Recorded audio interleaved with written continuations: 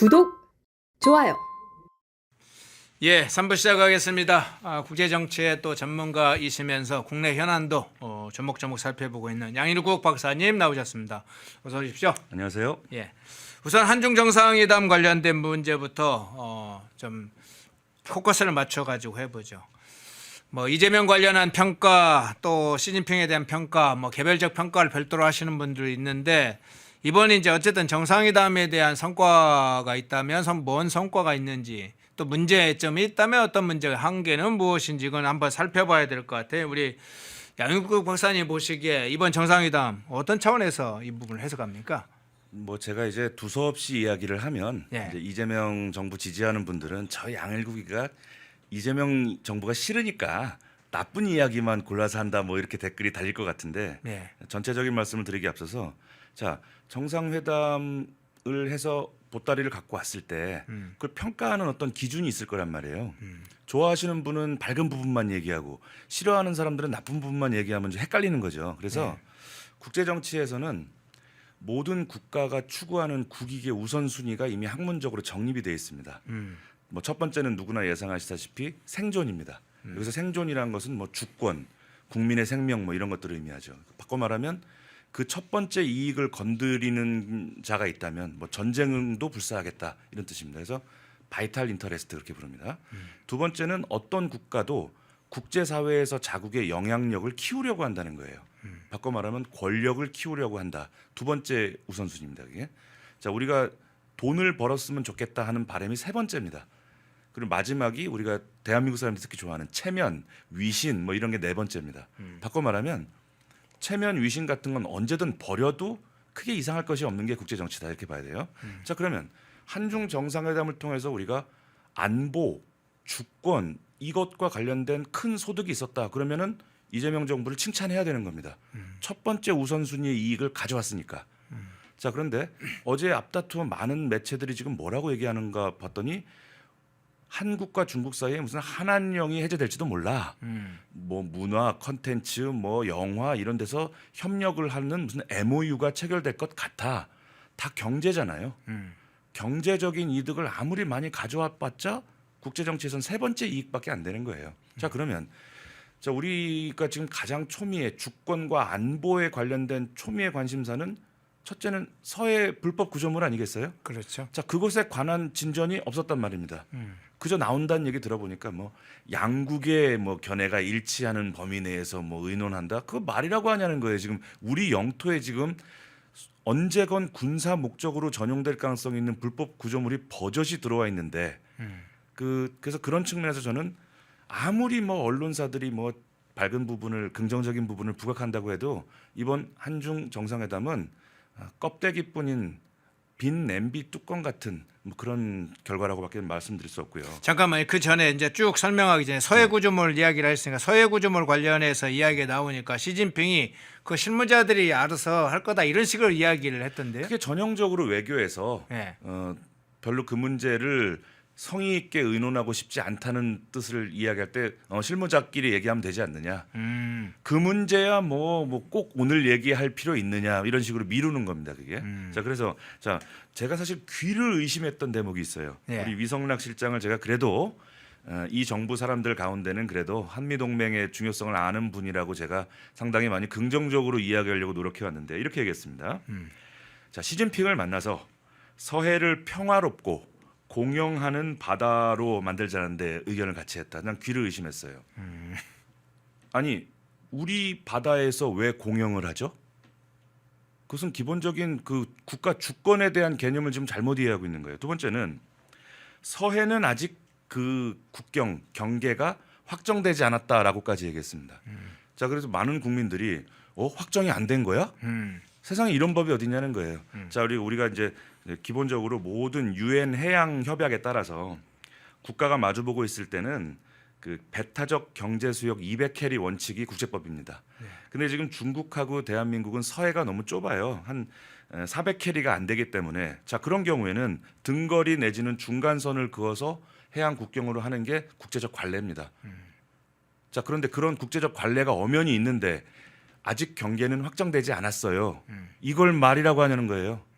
그 정말 국제법 아 그것도 NCND 정책입니까? 그것도 NCND가 아니라 네. 이건 대한민국이 애초부터 먼저 선제적으로 뭐 서해 바다 뭐 조금 제가 나쁘게 해석을 하면 뭐 서해 바다는 앞으로 우리가 어떻게 논의하느냐에 따라서 국경이 달라질 수도 있다. 이걸 열어둔 거잖아요. 아직 확정되지 오히려 않았다고 이제 하면. 그런 거다. 우리 사실은 서해의 경계선이 분명함에도 우리의 영토, 서해 영토를 사실상 미리 열어준 거다. 너희들이 뭐 요구하는 따라서 우리도 양보할 의지가 있다. 뭐 이런 거예요? 그러니까 거의 이게 지금 대한민국 건국 이래 이런 외교가 있나? 자, 지금 중국하고 국제법이 지금 이제 중국이 지금 서해 바다 영토를 주장하는 근거는 뭐냐면 어떻게 대한민국 같은 나라하고 우리 중국이 5대5로 나눠 갔나? 우리 국력을 감안해서 그어야 된다. 이런 터무니없는 주장을 하고 있는 거예요. 국제법상 200캐리 원칙이 적용되지 않으면 등거리나 절반 이미 국제 관례가 있는데 그걸 무시하자는 겁니다. 자, 그럼 아까 좀 전에 제가 스튜디오 바깥에서 그 전에 뉴스를 봤는데 네. 우리나라 민주당 일부 의원들이 뭐 미국의 침탈이 잘못됐다. 아니 지금 당장 우리 서해 바다를 이렇게 대놓고 침탈하고 있는 거에 대해서는 침묵하면서 지금 바다 건너 베네수엘라 걱정을 참 이렇게 하는 의원들이 많다는 것에 좀 놀랐습니다. 또 다음으로는 핵 추진 잠수함 등 민감한 이야기들이 오갔는데 뭐 크게 반론이나 설전이 오가지는 않았다. 뭐 매우 다행이다라는 논조로 나오는데 아니 전 도대체 이해가 안 가는 것이 핵 추진 잠수함을 대한민국이 갖거나 뭐 원자력 추진 잠수함이건 뭐 그걸 우리가 갖는 것은 그 좌파 진영이 좋아하는 자주국방의 영역이잖아요. 네. 그것은 중국에게 양해를 구하거나 허락을 받아야 될 사안이 아닙니다. 한미 동맹과 자주국방의 영역이죠. 만약 원자력 추진 잠수함을 갖는 부분에 대해서 시진핑 쪽에서 시비를 걸어왔다면 그 문제는 한미 동맹과 국가 주권의 영역에서 앞으로 터놓고 대화하며 진행할 것 뭐 이렇게 뭉갤 수는 있을 거예요 우리가. 네. 강대국이 시비를 거니까 그런 문제를 마치 시진핑하고 큰 설전 없이 그 문제를 교환했다는 걸 성과인 것처럼 보도한단 말이에요. 이걸 왜 언론들이 지금 물어뜯지 않는지 국민의힘이 앞장서서 물어뜯어야 되는 거 아닌가.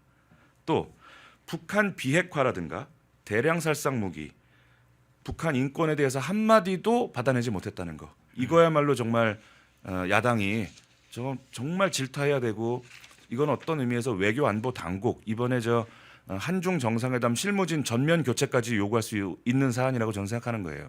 왜냐하면 2014년에 박근혜 대통령이 시진핑 만났을 때는 어떤 문구를 받아냈냐면 자 남북 양측의 자주적 평화적 통일 실현을 희망한다. 이 정도면 거의 다 받아낸 거란 말이에요. 이런 것을 제 생각에는 애초에 이런 남북한 통일이나 북한 비핵화에 관한 안건을 제안조차 안 했지 않았을까. 이렇게 저자세로 나갈 때. 아니 서해 영토도 지금 아직 확정되지 않았다고 말할 정도로 저자세라면 북한 인권이나 비핵화 문제를 아마 의제에 올리지도 못했을 것이 아니냐. 또 마지막으로 경제 분야에서 이제 MOU 14개 또 민간 기업 차원에서 MOU 32개가 예정돼 있다 그래요. 저도 이거 눈을 의심했어요. 신문을 보다가. MOU라는 것은 잘 아시다시피 좋은 뜻으로 한번 해보자는 의견을 교환하는 단계죠. 근데 MOU를 해온 것도 아니고 무슨 아직 정확하게 모르겠습니다만 무슨 공동 기자회견 내지는 우리 지난번 한미 정상회담 때처럼 팩트시트 형태로 받아온 것도 아니고 아니 MOU가 예정돼 있다는 게 성과라고 할 수 있는 거예요. MOU에 도장을 찍어와도 그것을 성과라고 말할 수가 없는데 MOU 하게 될지도 몰라.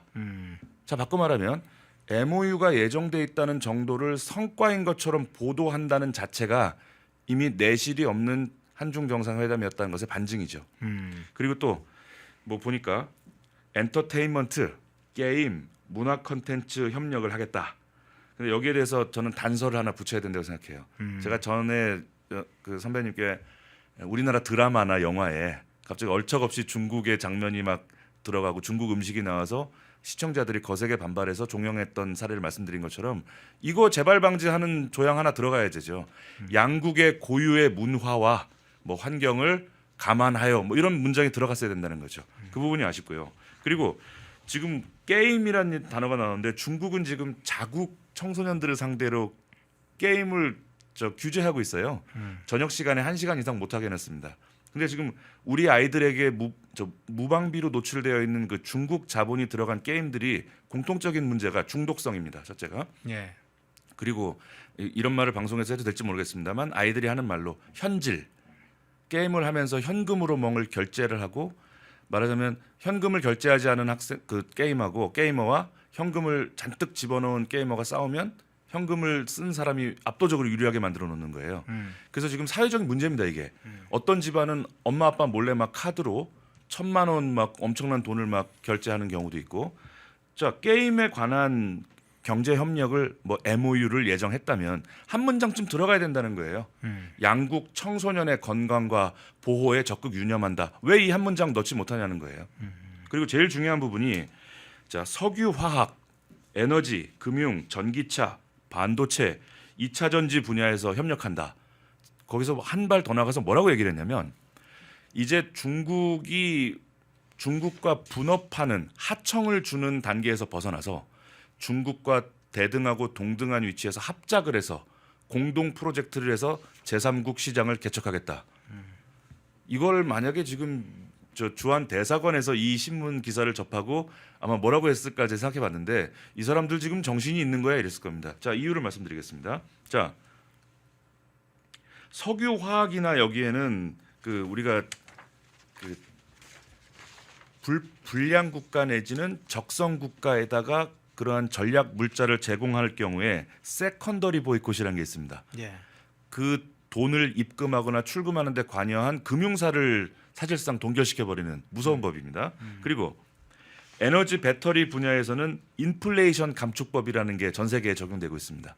우리가 원치 않는 나라의 에너지나 그 에너지 관련 기술을 주면 그냥 두지 않겠다. 그리고 반도체 같은 경우는 지금 해외 직접 통제 FDPR이라고 해서 우리의 첨단 기술이 들어간 장비를 우리가 적국으로 가장한 나라에 갖다 줄 경우에 그 관련 자를 포함해서 금융사 그 정부까지 제재하는 법입니다. 자, 그런데 지금 이렇게 무시무시한 미국의 법이 전 세계를 노려보고 있는데 한가롭게 중국과 손을 잡고 뭐가 어째요? 제3국으로 공동 진출을 해요. 그 기술이 원천 기술이 대부분 미국에 있는 거 아닙니까? 그래서 우리가 이런 부분 협력하는 건 좋지만 미국의 심기를 거스르지 않게 속도 조절을 잘해야 되겠다.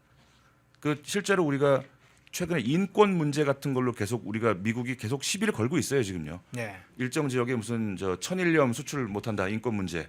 그리고 또 심지어 뭐 돌고래의 안전을 뭐 고려하지 않는다 이런 식으로 계속 수출 규제 내지는 관세가 올라가는 접근이 있단 말입니다. 그리고 제가 마지막으로 저의 가슴에 비수를 꽂은 것은 자, 시진핑이 그랬습니다. 역사의 올바른 편에 서서 판단해라 이렇게 비슷한 덕담을 했는데 자, 그럼 제가 생각해봤습니다. 역사의 올바른 편에 선다는 것이 무엇을 의미할까? 아마 시진핑 측에서는 그래도 우리 대한민국과 중국은 일본에게 당한 아픈 역사가 있지 않느냐. 그러니까 말하자면 한미일 그 연대에 서 있지 말고 한중 또는 뭐 북중러 플러스 대한민국 요 연대 그 모임에 서야 되지 않는가. 아마 그 이야기를 역사의 올바른 편에 서라 뭐 이렇게 말한 것 같은데 자, 우리 국제정치에서요. 과거의 친구, 과거의 적 중요하지 않아요. 예. 중요한 건 현재의 친구가 누구고 현재의 적이 누구냐가 중요한 겁니다. 그다음 중요한 건 미래의 적이 누구고 미래의 친구가 누구냐. 하지만 제일 중요한 건 현재입니다. 자, 그러면 과거에 우리가 일본에게 뭐 호되게 당한 경험이 있지만 그거보다 훨씬 더 최근인 1950년에 우리가 남북 통일을 눈앞에 두고 중공군의 참전으로 우리가 눈물을 머금고 지금 38선까지 내려온 겁니다. 자, 그런 역사를 본다면 올바른 편이 어디겠는가? 역시 한미일 삼각 안보 공조 그것이 역사의 올바른 편이 아니겠는가? 왜 한마디를 못하냐는 거예요, 대통령이. 우리 시진핑 주석께서 말씀하신 올바른 편에 서야 한다는 것을 적극 공감한다. 그러나 그 올바름이라는 것은 시대에 따라 관점에 따라 달라질 수 있다 하고 농담식으로 웃을 수 있어야 되는 거 아니냐는 거예요.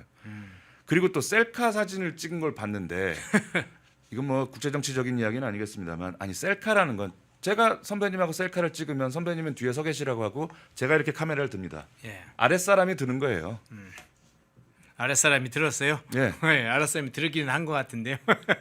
근데 샤오미 폰을 가지고 저 사진을 찍으려면 그 전에 삼성 갤럭시 폰 하나는 챙겨가 가지고 시진핑하게 주면서 이게 우리 대한민국에서 가장 자랑하는 갤럭시 최신 폰이다 선물 주면서 지난번에 나한테 선물을 줬으니까 이번에는 샤오미 폰으로 셀카를 한번 찍겠다. 그렇지만 갤럭시 폰이 우리에게 자랑스러운 명품이 있으니 갤럭시 폰도 한번 보시라 하고 선물은 줘야 될 거 아니에요. 의문의 일격을 삼성과 이재용이 당하게 하면 어떻게 합니까? 샤오미 폰. 그리고 지금 현 여건이 네. 삼성이 이렇게 세계적인 기업으로 발돋움하는데 무슨 도움을 줬나요?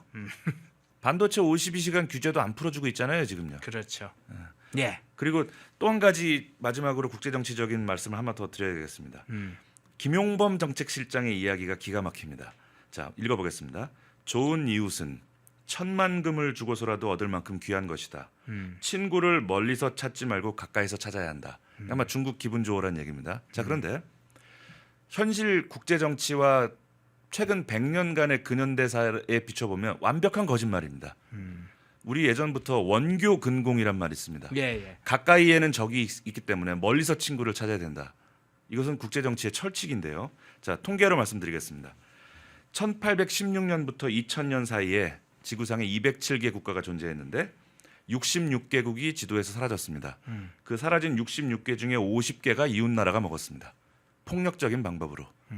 자, 그런 역사가 엄연히 있는데 친구를 멀리서 찾지 말고 좋은 이웃을 천만금을 주고 구하겠다. 이것은 국제정치적 몰상식과 무지를 단적으로 드러낸 말이다. 그건 객관적 사실과도 맞지 않을 뿐더러 그러면 전 세계 그 수많은 국가들이 왜 이웃 나라가 무서워 군비를 증강을 하겠습니까? 말도 안 되는 소리를 이렇게 정책실장께서 떠들었다는 점을 우리가 기억해야 될 것 같습니다. 예.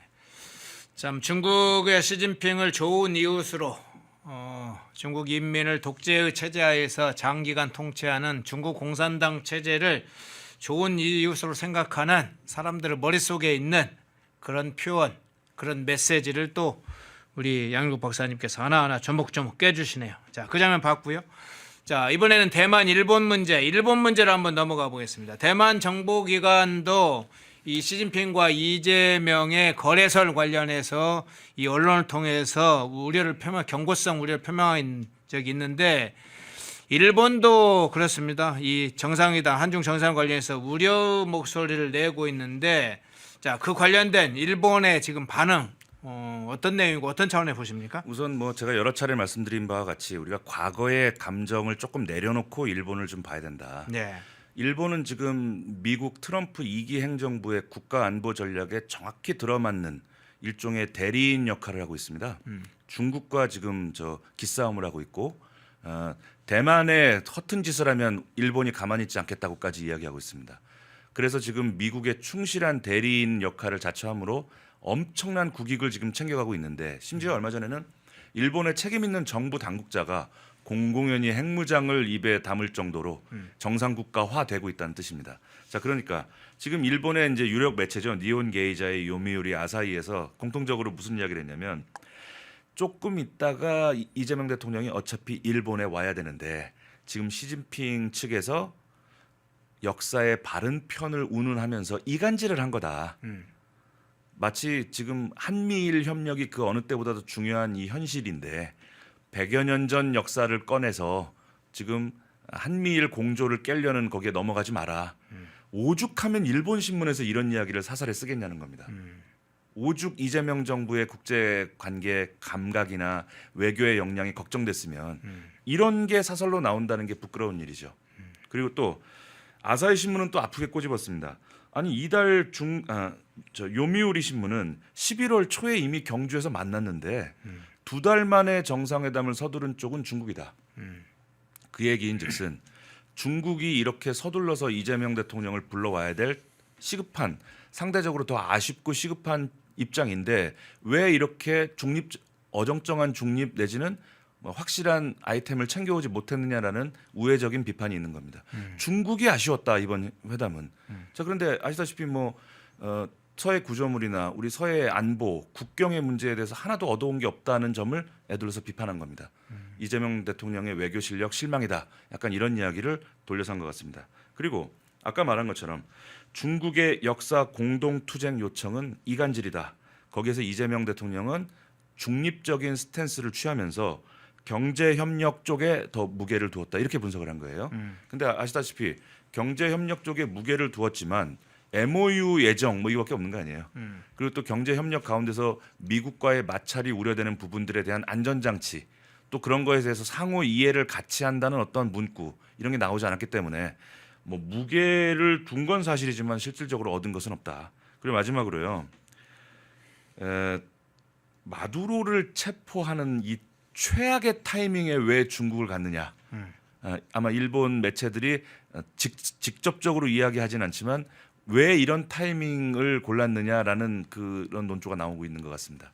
그러니까 지금 미국이 칼을 빼들고 반미 진영을 거세게 숙청하고 있는데 우리가 지금 중국에 가서 또 가기 전에 하나의 중국을 뭐 존중한다 이런 아부성 발언까지 던지고 왔습니다. 네. 그리고 또 가뜩이나 미국이 지금 심기가 불편해 있는데 그 뭐 백악관 공식 홈페이지에 김해공항을 배경으로 한 사진도 올라왔단 말이에요. 예. 그 정도면 알아들어야 되는 겁니다 우리가. 아 이거 우리가 좀 타이밍을 잘못 골랐구나. 근데 거기다 대고 뭐 중국과 동등한 파트너가 돼서 제3국의 무슨 반도체 시장 개척해요.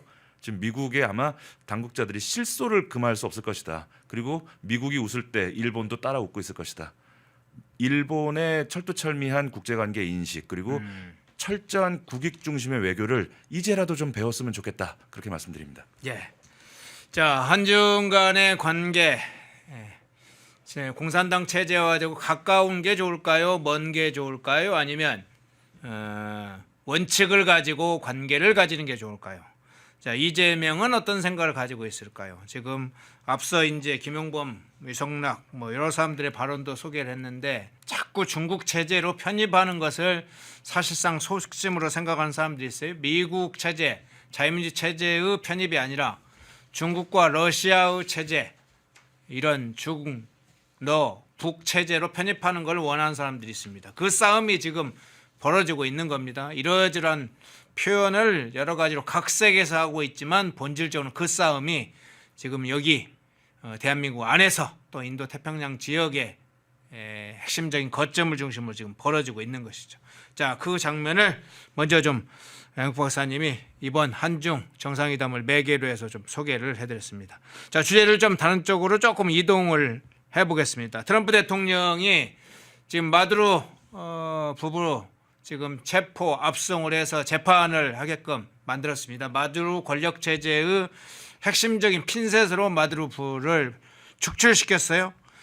그래서 서반구에 이제 중국과 러시아가 진입해왔다는 것을 이미 배타적으로 정리해 가고 있고 또 추가적으로 경고를 하고 있는데 추가적인 문제가 또 있습니다. 이 남미, 중남미뿐만이 아니라 그린란드, 덴마크령 그린란드 문제를 제기를 했는데 자, 이 문제는 사실 조금 민감한 문제이긴 한데 트럼프 대통령이 이 그린란드 문제 제기 어떤 차원에서 일단 우리 양 박사님 보세요. 우리 강대국이 네.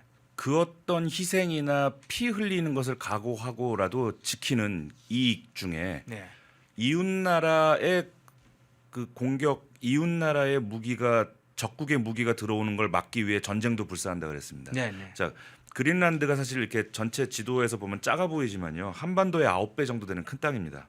그리고 지금 최근에 지구 온난화의 문제인지 모르겠지만 북극권에 얼음이 녹으면서 얼추 이제 배가 다닐 수 있는 상황이 됐어요. 그러다 보니까 유럽, 아시아, 북미에 최단 항로가 생겨버린 겁니다. 백길이. 지도 한번 보여주시겠습니까? 그린란드 지도를 보고 있으면 조금 더 쉽겠네요. 그린란드 지도 한번 띄워주시죠. 예. 그 유럽, 아시아, 북미로 가는 최단 항로가 지금 얼음이 녹으면서 생긴다. 예. 두 번째는 거기 석유하고 가스, 히토류까지 묻혀 있다는 거예요. 그러니까 이게 누구라도 이걸 탐을 낼 수밖에 없는 땅이다 이렇게 봐야 될 것 같고요. 두 번째는 벌써 얼음이 녹기 시작할 때 한 몇 년 전부터 러시아하고 중국이 순찰을 돈다면서 뱅글뱅글 군함이 돌고 있어요 지금요. 근데 지금 트럼프 대통령이 못마땅한 부분은 뭐냐면 덴마크 너희들 뭐 하고 있는 거냐. 지금 중국, 러시아의 순찰선이 빙글빙글 돌면서 마치 자신의 영토 내지는 곧 정박해서 그냥 저 군사시설 지을 듯이 저러고 있는데 그 썰매 개가 끄는 썰매로 뭐 순찰을 도는 뭐 그런 걸 만들었나 봐요. 그러니까 덴마크 총리가 제발 트럼프 대통령은 우리의 주권을 침해하지 마라 이렇게 얘기하니까 뭐라고 답변을 했냐면 너희들이 그린란드를 지키기 위해서 한 짓이라고는 군사 무기 창고에 개썰매 몇 개 갖다 놓은 것뿐이지. 참 트럼프 대통령의 그 리얼리티 쇼의 그 자질은 천부적인 것 같습니다. 자, 그래서 지금 그린란드에 만약 뭐 저는 그렇게 될 확률이 제로라고 보지만 그린란드에 만약 중국과 러시아의 군사 기지 이것이 들어섰을 경우에 워싱턴 DC가 바로 타격권에 들어오는 겁니다. 거의 이건 이웃 나라에서 쏘는 건 못지않은 타격권이 되고요. 또 무엇보다 지금 나토의 존재 이유가 유명무실해집니다. 왜 그러냐면 북극해에서 대서양 나가는 길목을 나토가 지키고 있는데 네. 저 길로 돌아가 버리면은 나토의 존재 이유를 우리가 의심하게 된다. 그래서 덴마크는 기존의 나토 회원국입니다. 만약 중국과 러시아가 그린란드를 무력으로 점거한다면 나토 규정에 의하여 3차 세계대전이 시작되는 거예요. 네. 자, 그러면 우리가 트럼프 대통령이 마치 덴마크의 주권을 막 폭력적으로 침해하는 것처럼 언론이 묘사를 하는데 자, 우리가 미국이라면 그러면 그린란드를 지켜보고 있어야 되느냐고 제가 반문하고 싶은 거예요. 자칫 세계 3차 대전의 화약고가 될 수 있는 땅이 보이는데 그럼 미국이 가만히 있어야 되느냐.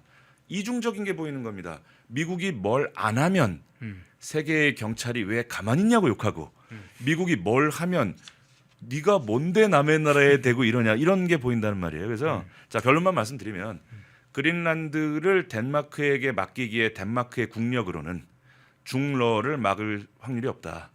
고로 미국이 나설 수밖에 없고 지금 덴마크는 자, 그럼 최악의 경우 그린란드의 통치권이나 주권을 빼앗긴다면 자, 그럼 덴마크의 입장에서는 상상하고 싶지 않겠지만 네. 자, 우린 제3자입니다.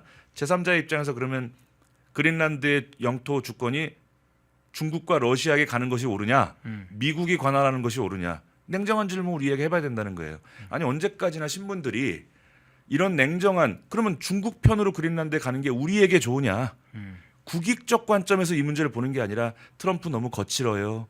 왜 트럼프는 힘없는 나라를 괴롭히죠? 심지어 어떤 신문은 그 속칭 야말 이렇게 잡아요. 트럼프 대통령 베네수엘라 다음은 덴마크? 무슨 소리를 하는 거예요? 베네수엘라의 그 악당을 체포해 간 그 상황하고 나토 회원국인 덴마크에게 똑같이 할 수 있겠는 겁니다. 현실적으로. 그래서 우리가 결론부터 말씀드리자면 그린란드의 영토에 대한 관할권은 미국을 위시한 나토 회원국이 갖게 되는 결론이 나야 한다. 그래야 우리 국익에 도움이 된다. 중러가 가지게 되면 3차 대전의 위험이 생긴다. 그럼 트럼프가 지금 하고 있는 행동이 뭐가 잘못됐냐는 겁니다. 예, 이 덴마크령 그린란드 관련한 지정학적으로 아주 중요한 곳이죠. 대서양 지배권을 사실은 어느 진영이 갖느냐도 중대한 문제이죠. 미국의 입장에서는 미국 코앞에 지금 그린란드가 만일 러시아의 미사일 기지, 뭐 중국의 미사일 기지가 코앞에 있다면 어마어마한 일이 발생하는 거죠. 물론 유럽 진영도 마찬가지죠. 나토도 유럽 연합도 엄청난 군사적 공격의 위험에 처하게 되죠. 그래서 그린란드가 중요한 위치인데 이 문제를 그래서 이제 그린란드 팔아라 사실 이랬었잖아요. 어쨌든 이 덴마크 그린란드가 미국과 나토의 아주 지정학적으로 중요한 위치로 설정돼야 되는 것 그런 방향으로 갈 것으로는 보입니다. 자, 그 문제 살펴봤고요. 자, 마지막 주제 하나 이것만 살펴보죠. 마두로 체포 이후에 이 민주당의 의원들 앞서 조금 다루다 말았는데 68명이 좀 나섰어요. 베네수엘라 군사작전, 미국의 군사작전을 규탄하는 사실상 내용의 성명서를 발표했습니다. 강준현, 고민정 뭐 이런 이제 민주당 의원들 68명이 나서서 이렇게 발표를 했습니다. 베네수엘라 사태에 대한 우려와 국제규범 준수 촉구 성명을 발표하면서 국제법적 절차를 결여한 무력 사용이 국제평화와 안전을 심각하게 위험할 수 있다는 점에서 우려를 표한다. 국제법 잘 이야기를 안 하던 민주당 의원들이 북한이라든가 러시아라든가 이런 얘기 중국이라든가 할 때 국제법 이야기 잘 안 하는데 갑자기 국제법을 꺼내게 됐네요.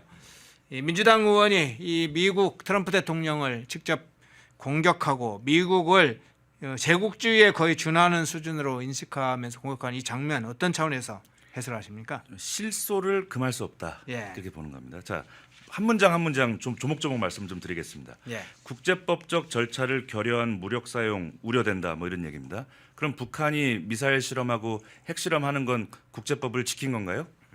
여태까지 지금 여권이 북한의 도발에 대해서 국제법과 관련하여 비판 성명 낸 적이 있습니까? 바로 이런 편향되고 선택적이고 내로남불적인 이야기를 하기 때문에 국민들 중 절반은 어떤 옳은 얘기를 해도 여권의 귀를 안 기울이는 겁니다. 자, 국제 평화와 안정을 심각하게 위협할 수 있어 오래된다. 좋은 얘기입니다. 어쨌건 지금 국제법을 어기고 주권 국가의 지도자를 체포한 것입니다. 당연히 국제법적 절차상 문제가 있다고 말할 수 있죠. 그런데 그것이 국제 평화와 안정을 심각하게 위협한다는 이야기는 이분들이 국제 평화와 안정을 걱정하신다는 뜻이잖아요. 그 바로 위에 우리 코앞에 지금 북한이 핵실험을 하고 있는데 그것은 국제 평화와 안정을 심각하게 위협하지 않나요? 심지어 북한이 핵 개발을 한참 동안 하고 있는 동안에도 현금 지원을 해서 문제가 됐던 전력이 있는 여건입니다. 자, 두 번째. 유엔 헌장 제2조 제4항 무력 사용 금지 원칙이 있다. 내정 불간섭 원칙에도 비추어서 심각한 결함이 있는 미국이다. 이제 이렇게 얘기한 겁니다. 맞는 얘기입니다. 틀린 얘기 아니에요. 자, 그런데 국제 정치의 국제법은 강대국의 힘에 의해 늘 있으나 마나한 꼴이 되는 경우가 많습니다. 1, 2차 세계 대전이 일어났을 때 국제법이 없었나요? 자, 그러면 대한민국이 6.25를 겪을 때는 국제법이 작동을 해서 막았나요? 국제 연맹이라는 게 있었지만 양차 세계 대전을 막지 못했습니다. 그게 바람직하거나 좋다는 뜻이 아닙니다. 그게 현실이라는 겁니다. 국제법이 우리의 안보를 지켜준다? 우스운 얘기죠. 자, 그리고 아까도 선배님께서 인간 안보를 말씀하셨습니다. 그건 참 적절한 말씀 같습니다. 다만 제가 이제 전공이 배운 게 도둑질이라 국제 정치니까 자, 이렇게 한번 말씀드려 보겠습니다. 국제 정치는 강대국이 좌우하고 힘에 좌우된다는 얘기를 토머스 홉스라는 국제 정치의 아버지 같은 사람이 칼 없는 계약은 헛소리에 불과하다 이렇게 얘기했습니다. 예. 같은 얘기입니다. 그리고 또 우리가 불량 국가에 대해서 우리가 주권을 인정할 수 없다는 여러 가지 논리들이 있는데 사실은 지금 현대 국제법의 정신적 모태가 되고 있는 것이 존 롤즈의 만민법이라는 책입니다. 거기 보면 국가는 두 종류가 있다. 질서 정연한 국가와 무법 국가가 있다.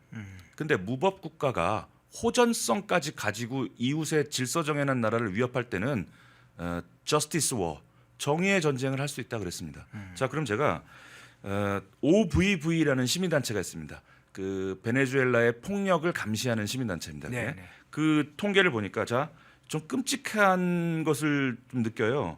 2000년 이후에 베네수엘라의 살인 사건이 25만 건 이상이다. 아, 어마어마하네요. 연간 11,000명이 그러한 폭력으로 희생되고 있다.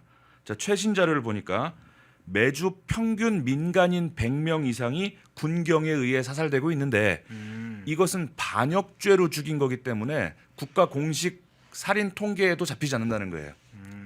자, 이런 기본적인 인간 안보, 생명권, 기초적 인권을 유린하는 국가에 대하여 대규모 정의의 전쟁도 아니고 그저 한밤에 그 수괴를 체포해 온 정도라면 우리가 1970년대, 80년대에 이미 체계화된 전 세계 국제법 외교의 스탠다드라고 할 수 있는 존 롤즈의 만민법에 비추어 봐도 이것은 소프트한 작전이라고 볼 수도 있다. 저는 그렇게 말씀드리고 싶어요. 예. 그리고 국민의힘과 보수 진영이 지금 뭐 하고 있느냐라고 또 안 물어볼 수가 없는 게 절차상 하자가 있지만 마약과 폭력의 악순환을 근절시킨 미국의 조치를 우리는 환영한다. 이게 나가야 되는 거예요.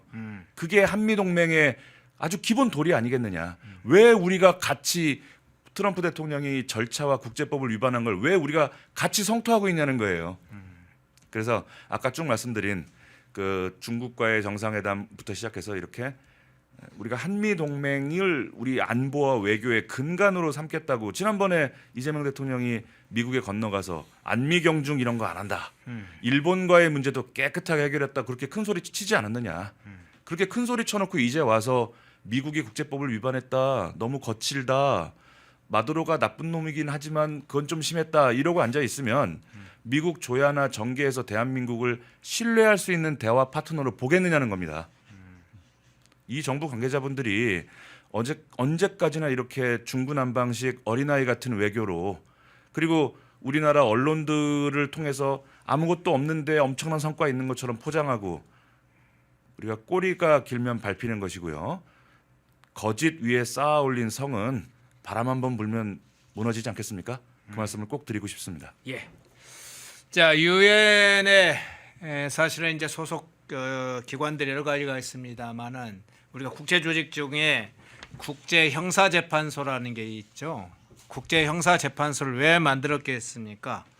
국가와 국가의 주권을 존중하지만 다른 국가의 인종을 학살하거나 또 주변 자기 내부의 인종을 학살하거나 그런 테러를 가하면 어쨌든 형식적으로라도 국제형사재판소를 통해서 그것을 다뤄야 된다고 하는 기본적인 생각이 있는 거죠. 국제형사재판소가 힘이 없어서 그걸 못하고 있을 뿐이지 힘이 있으면 국제재판소에 진작 마두로는 데려다가 강제로라도 데려가다가 사실은 100년, 200년에 사실은 형을 줬어야 되죠. 앞서 이야기를 요 자료 재밌네요. OVV 자료 재밌다는 게 표현이 이상합니다. 이 중요한 자료를 알려주셨네요. 2000년 이후에 베네수엘라 살인 사건이 25만 건, 연간 11,000명이 폭력 사망한다. 매주 평균 100명 이상이 군경에 의해서 사살된다. 아주 중요한 자료를 주셨네요. 자, 그런데 또 여기서 우리가 잊지 말아야 될 것이 네. 우리가 이제 국제 인권 탄압의 대표적인 사례로 남아공의 아파르트헤이트를 얘기하거든요. 예. 남아공의 아파르트헤이트 문제에 대해서 국제사회가 엄청나게 거세게 비난을 하면서 뭐 넬슨 만델라도 석방되고 그랬습니다. 그래서 그랬죠. 근데 그 당시 아파르트헤이트라는 인종차별 정책이 있긴 있었으나 이런 정도예요. 흑인은 유색 인종은 뭐 백인들이 타는 버스에 타지 못한다. 도시에서 직장은 가질 수 있지만 거기서 숙식은 못한다. 뭐 그 정도예요. 네네. 뭐 그게 좋다는 뜻이 아니고 그럼 우리 지척의 우리 북한 인권하고 비교하면 정말 남아공의 인권 차별은 차별도 아닌 겁니다. 사실은. 자, 지금 뭐 매주 110명씩 뭐 죽인다. 수만 건의 폭력으로 사람들이 희생된다. 지금 그거보다 더 심한 나라가 우리 지척에 있습니다. 그렇죠. 북한 인권입니다, 바로. 자, 지금 우리 민주당이 정의로운 목소리를 내려고 한 것은 뭐 시도는 옳으나 마두로와 또는 이번 베네수엘라 사태를 비판하는 것의 100만 분의 1이라도 북한 인권에 대해 이야기해야 그게 성숙한 공당의 자세가 아닌가. 저 우리나라 사람들이 북한 인권을 이렇게 도외시하는 거에 대해서 마치 베네수엘라의 무슨 엄청난 뭐 마두로가 축출되면서 베네수엘라가 이제 정상 국가가 될 거라는 기대에 부풀어 계신데 사실은 그 기대보다 우리는 북한을 정상 국가로 만드는데 지혜와 관심을 모아야 되지 않을까 싶습니다. 예. 카스트로, 체 게바라, 모택동 이런 사람들을 자기 정치적 스승으로 생각했던 사람들이 지금 민주당의 지금 386, 586 세대의 어떤 딱 자리를 잡고 있으니까 차베스, 마두로 이 세력과 연대하겠다는 건가요? 차베스야 사라졌지만. 뭐 예. 시간을 허락해 주신다면은 예. 그 차베스 마두로가 이게 참 이게 많은 부분을 이어받았어요. 네. 그 둘의 공통점이 뭐냐면 일요일 아침 뭐 이렇게 황금 시간대, TV 황금 시간대에 대통령이 직접 예능 코너를 운영했습니다. 차베스의 경우는 어떻게 했냐면 그 이름이 뭐 대통령과 함께 뭐 그런 코너가 있었습니다. 아주 아기자기해요. 그 CG가 어떤 내용이냐면 정부 관계자들을 불러가지고 앉혀놓고 전화를 받습니다. 시청자들한테. 그 시청자들이 제가 뭐 버스를 타는데 뭐 우리 동네는 버스가 너무 뭐 적게 오고 뭐 이렇게 각종 민원을 이야기하는 겁니다. 그럼 차베스가 교통 장관 누구야? 손들어. 손듭니다. 너 오늘부터 해고. 그리고 또 누가 잘했다고 하면 막 칭찬하고 어디서 많이 본 것 같지 않으신가요? 네. 그리고 이번에 마두로도 그 코너를 그대로 이어받아서 진행했습니다. 자, 그런 것을 볼 때 지금 대한민국이 성숙한 민주주의 선진국들 뭐 유럽이나 미국 쪽을 닮으려고 하는 건지 우리 마두로의 축출에 대해서 이렇게 아쉬워하는 그 모습을 보니까 뭐 그동안에 상당히 베네수엘라를 벤치마킹하고 뭐 닮으려고 했는데 갑자기 그 정권이 축출되니까 뭐 그래서 섭섭한 의원님들이 68명이 모여서 성명을 냈나 싶은 그런 뭐 마음도 들고요. 우리가 배워야 될 나라는 미국과 유럽 선진국들이 아니겠는가 그렇게 말씀드립니다. 예. 양일국 박사님 조목조목 중요 문제를 좀 찝어주시네요. 예, 3부 양일국 국제정치학 전공 우리 양일국 박사님이었습니다. 고맙습니다. 감사합니다. 구독, 좋아요. 예, 1부 바로 시작하겠습니다. 박상규 시사평론가님 나오셨습니다. 어서 오십시오. 안녕하세요. 예. 네. 자, 오늘 새벽에 나온 속보를 먼저 좀 한번 다뤄보겠습니다. 네네. 예, 미국 대사대리, 미 대사대리라고 보통 부르죠. 케빈 김씨, 예, 김씨 하니까 이상하네. 케빈 김, 주한 미국 대사대리. 지난번에 크리스마스를 맞아서 미국에 갔다고 하는데 휴가차 갔다고 그러는데 한국으로 돌아오지 않고 있다. 왜 돌아오지 않느냐? 무슨 일인가? 관련된 좀 소식들이 전해지고 있는데 이 상황 어떻게 지금 보고 계십니까? 그러니까 두 번째 대리 대사가 미국으로 갔는데 안 와요. 필립 윤도 그런 식이고 예. 지금 조셉 김도 지금 케빈 김도 그런 식입니다. 그러니까 왜 이런 일이 벌어지느냐? 벌써 필립 골드버그 바이든 행정부 때의 그 마지막 정식 주한 미 대사가 떠난 지 1년이 넘었어요. 예. 대사 대리를 한 번쯤은 모르겠는데 두 번씩이나 했는데 이번에도 복귀해서 또 공석이 됐다. 그래서 이제 지금 부대사가 이제 또 대리 대사를 합니다. 그러니까 직함이 엄청 길어요. 주한 미국 대사관 부대사 겸 대리 대사 세 번째 대리 대사인 거예요. 대단히 이례적인 상황이다.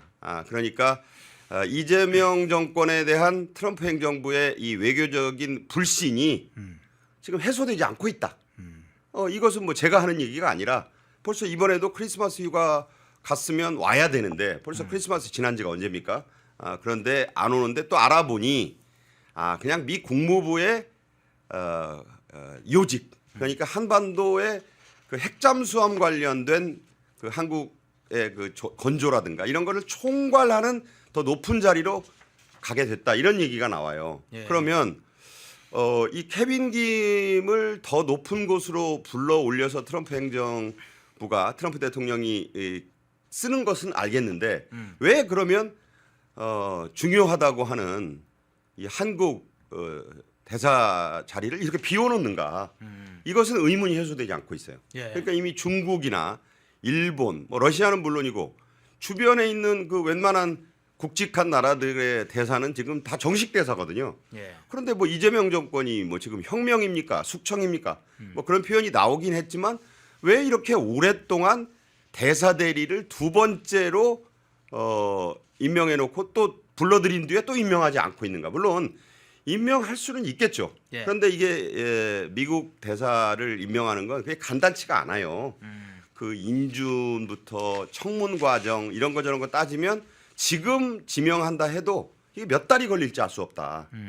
그런 점에서 외교가에서는 이것은 그 트럼프 대통령의 고의적인 한국에 대한 강력한 견제로 볼 수 있고 그렇게 읽어야 한다. 이런 얘기가 지금 나오고 있습니다. 지금 말씀 중에 한 가지만 더 추가하면 케빈 김 이 대사 대리가 그런 미 고위직 국무부 고위직에 간다면 앞서 이제 이야기 내신 중에 핵 추진 잠수함 문제가 나왔어요. 그렇죠. 예, 그러면 상당히 지금 핵 추진 잠수함과 관련해서 특히 뭐 그 문제도 있습니다만 미국 그 입장에서 볼 때는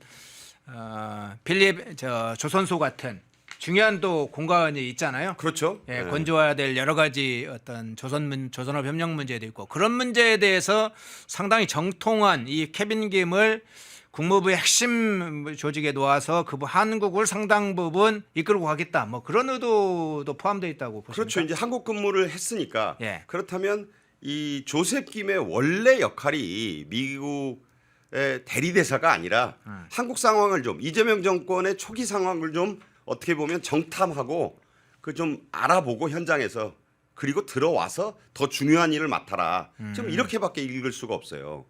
그리고 부대사로 계속 둔다는데 이게 뭐 75년 한미 동맹을 생각해 볼 때 물론 전에도 공백이 좀 길었던 기간은 있습니다. 그런데 이번에는 좀 그와는 다른 의미인 것 같다. 대리 대사를 두 번째로 이게 회사에서도 대리가 네. 별로 안 좋은 거예요. 예. 보니까 말 그대로 누구누군가를 대리한다는 거잖아요. 예. 과장 대리 이런 뜻인데 빨리 과장을 임명을 해야죠. 왜 자꾸 대리로 놔두느냐 이런 생각도 들고 여러 명이 작년부터 물망에는 올랐죠. 고든창이다. 미셸 스틸 전 연방 하원 의원이다. 여러분이 잠깐 잊고 계셨을지도 모르는 몰스탄 전 미 국무부 특별 대사다. 예. 그런 후보군들은 많은데 트럼프 대통령이 지명을 하지 않고 있습니다. 이것은 외교적인 홀대. 어떻게 보면 한국을 좀 외교적으로 여기서 말하는 한국은 이재명 정권을 좀 길들이려 하는 것 아니냐. 특히 소위 자주파들이라는 그 일군의 어떤 강요들에 대한 불편한 시각을 지금 노출하고 있다. 왜냐하면 최근 이재명이 그 이번에 중국에 간 것도 자주파의 그 국정원장 이종석 등의 강력한 드라이브에 따른 것이라는 얘기가 보도되고 있지 않습니까? 예. 그런 것을 다 보고 있는 트럼프 대통령이나 그 트럼프의 측근들이 이재명 정권을 곱게 볼 일은 없다. 그래서 일부러 대사 임명을 지금 하지 않으면서 잠깐 여기서 팩트 체크를 한다면 강경화도 몇 달 있다가 얼마 전에 신임장을 다른 대사들과 함께 이 임명 제정을 했죠. 네. 그런 것들이 다 한미 간의 불협화음이 지금 점점 커지고 있다는 반증이다 이렇게 봅니다. 예. 케빈 김 대사들이 미국에 휴가차 갔는데 돌아오지 않으면서 그 내막들이 조금씩 확인되고 있군요. 그 소식 먼저 새벽에 속보로 나와서 전해드렸고요.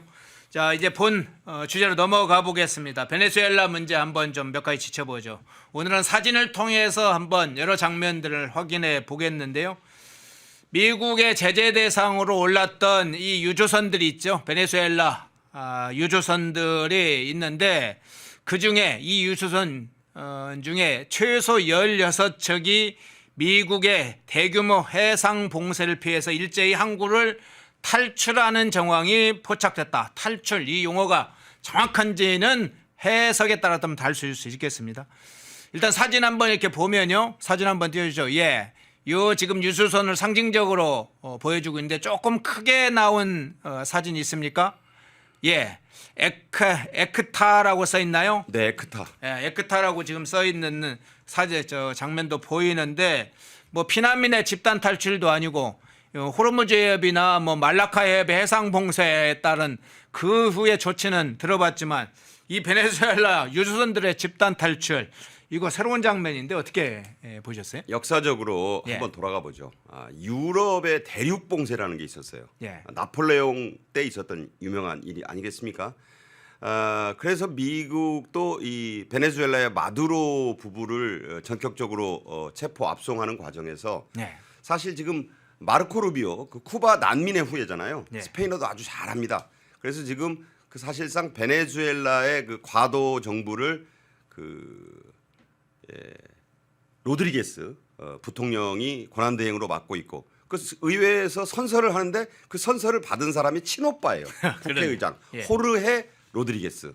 그리고 그 옆에서 뭐 법전 들고 서서 이렇게 왜 법전에서 손 얹고 하잖아요. 예. 그 사람은 마두로 아들이에요. 그러니까 이게 상징적으로 지금 베네수엘라의 정권의 모습인데 그 위에 누가 있느냐? 그 뒤에 총독으로 불리는 마르코 루비오가 있고 그 저 뒤에는 그런 원광처럼 누가 있느냐? 트럼프가 있는 거예요. 지금 이런 형국인데 마르코 루비오가 이 사상 최대의 해상 봉쇄 얘기를 하고 있습니다.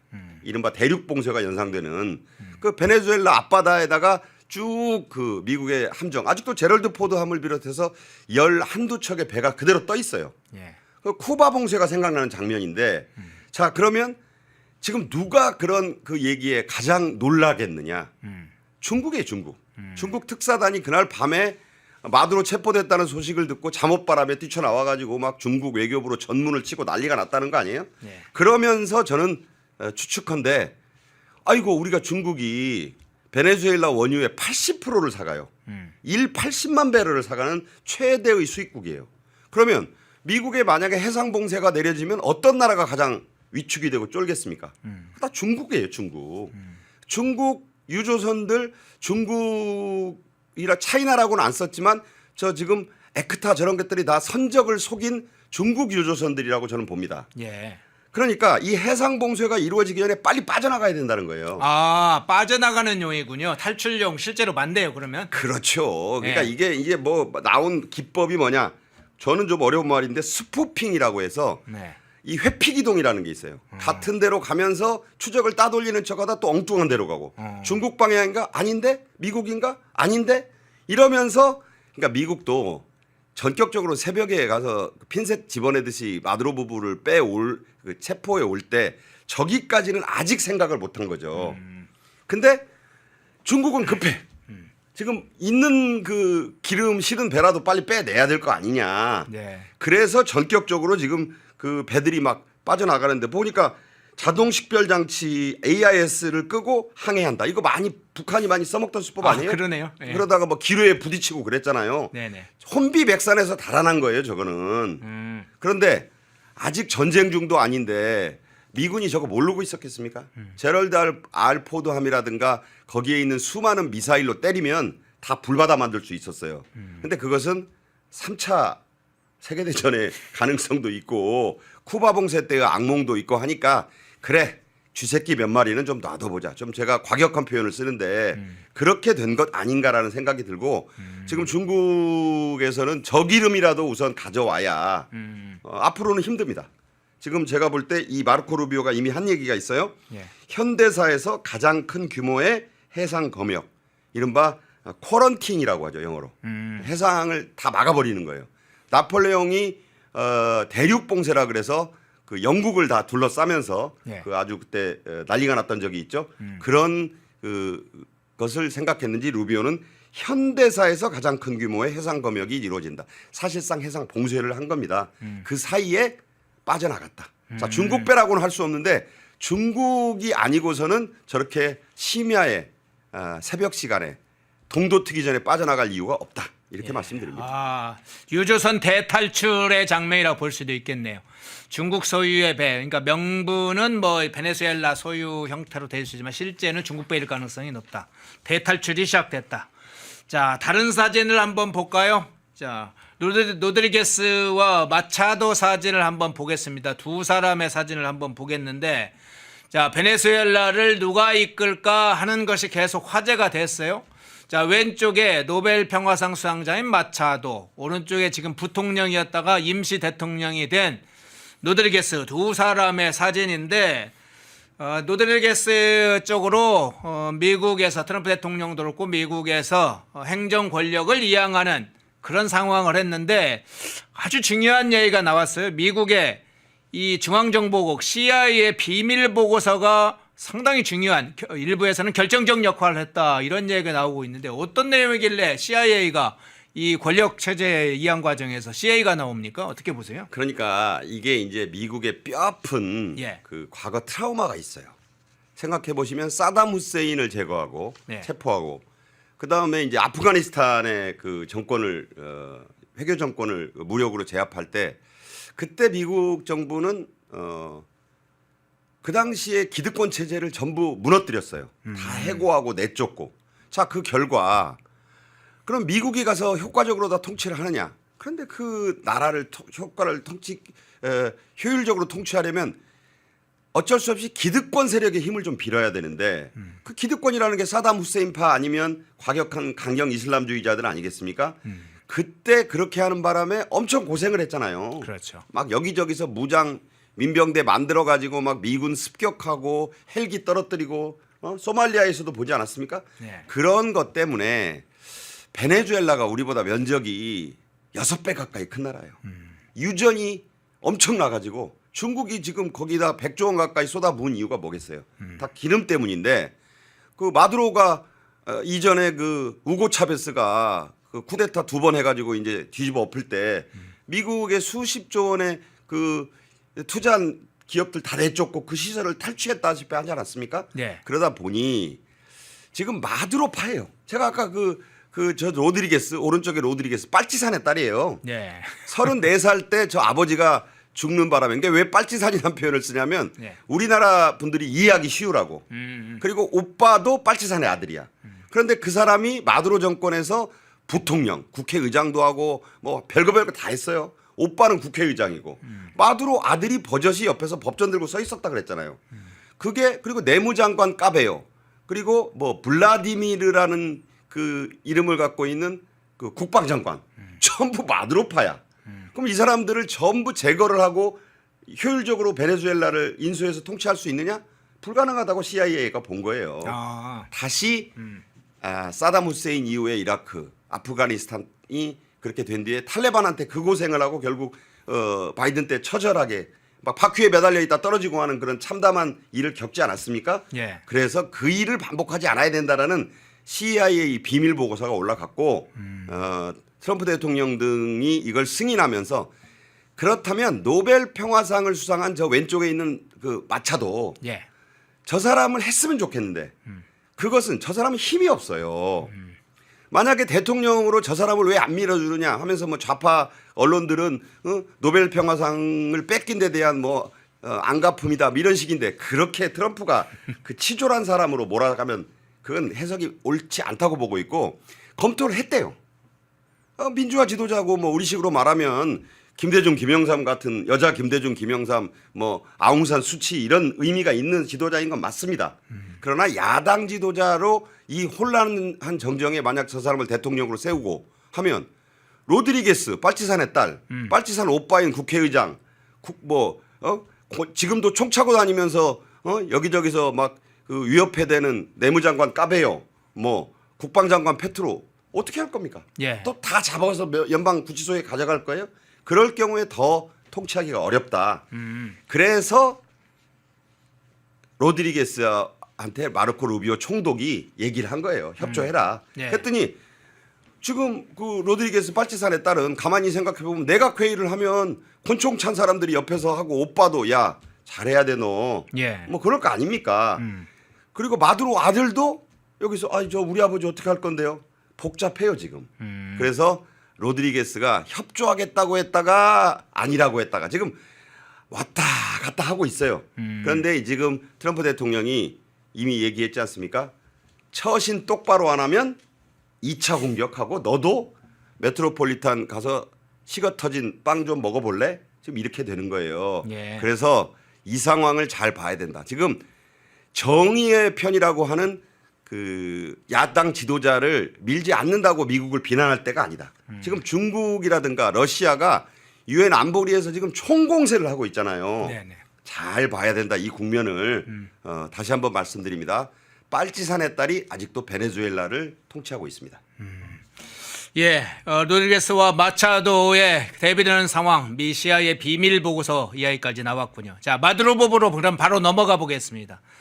자, 미 뉴욕 맨하탄 연방법원에 출석을 했죠. 어제 관련된 사진들이 일부가 나왔습니다. 영상도 일부 나왔습니다. 이제 사진을 보면서 이야기를 오늘은 좀 주요하게 해보겠습니다. 사진 한번 마두로법의 사진 한번 띄워주시겠습니까?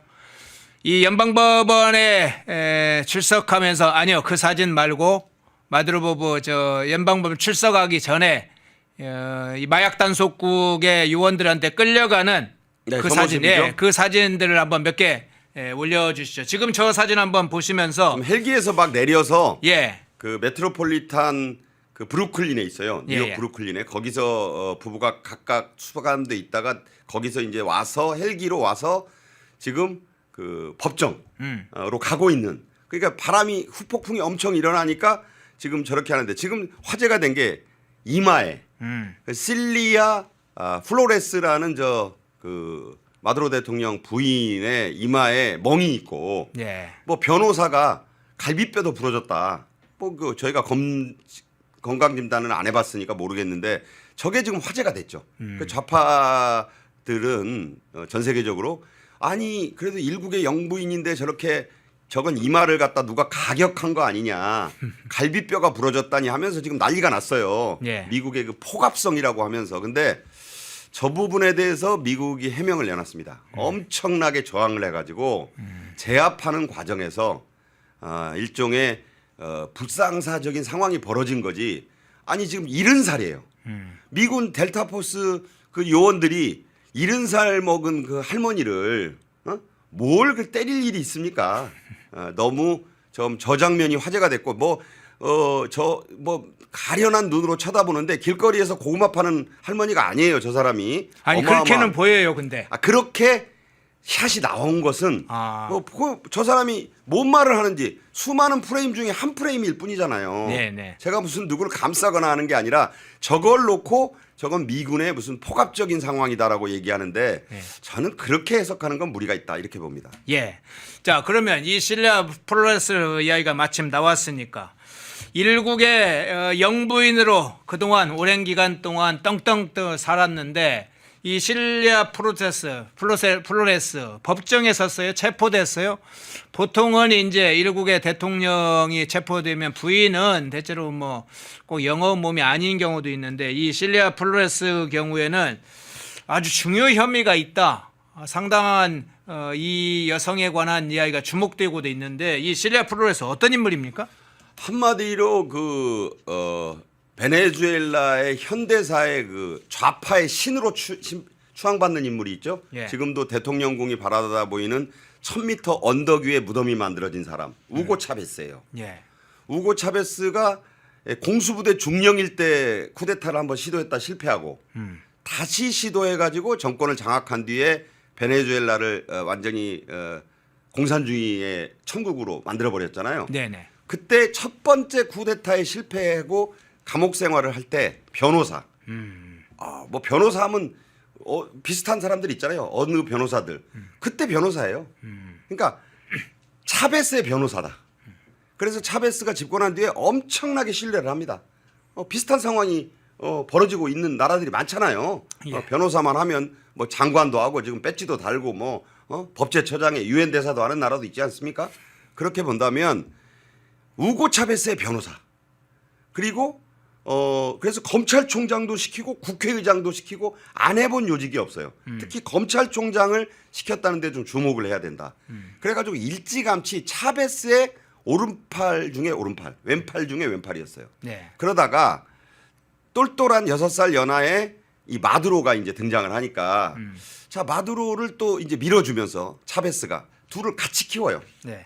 같이 키워서 이제 가다가 차베스가 암에 걸렸잖아요. 그 내가 낳을 수 있는가? 못 낳는다는 결론이 나온 거예요. 곧 간다.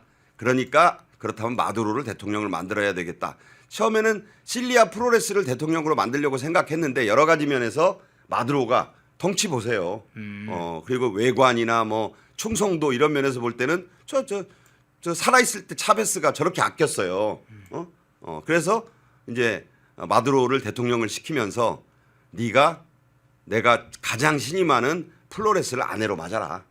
양쪽 다 재혼이에요. 그러니까 그 가정 다 정치적인 이유로 다 정리하고 재혼을 시켜가지고 마두로가 대통령이 된 뒤에 플로레스와 결혼을 합니다. 그래서 완투가 된 거예요. 플로레스가 그냥 부인이 아니고 사실상 마두로를 다 조종을 하는 사람이야. 예. 그러니까 저 아까 그 모습만 가지고 아유 저 불쌍한 조그마한 할머니를 미군들이 저렇게 막 난폭하게 다뤘네. 실체를 알면 그런 말을 하지 못한다. 예. 그래서 사실은 이 지금 미국 연방 법정에서 이루어지는 이 재판이 3월 17일 날 두 번째 재판을 여는데 본 재판 들어가는 데만 1년 넘게 걸려요. 그리고 제가 보기에 저 두 부부는 살아서 베네수엘라 땅을 밟지 못합니다. 마누엘 노리에가가 40년형 언도받고 감옥살이 하다가 30년째 되는 해에 죽었어요. 그런 그 운명에 처하게 됐기 때문에 플로레스는 그냥 저렇게 보이는 이마에 멍든 할머니가 아니다. 이 말씀을 드립니다. 예.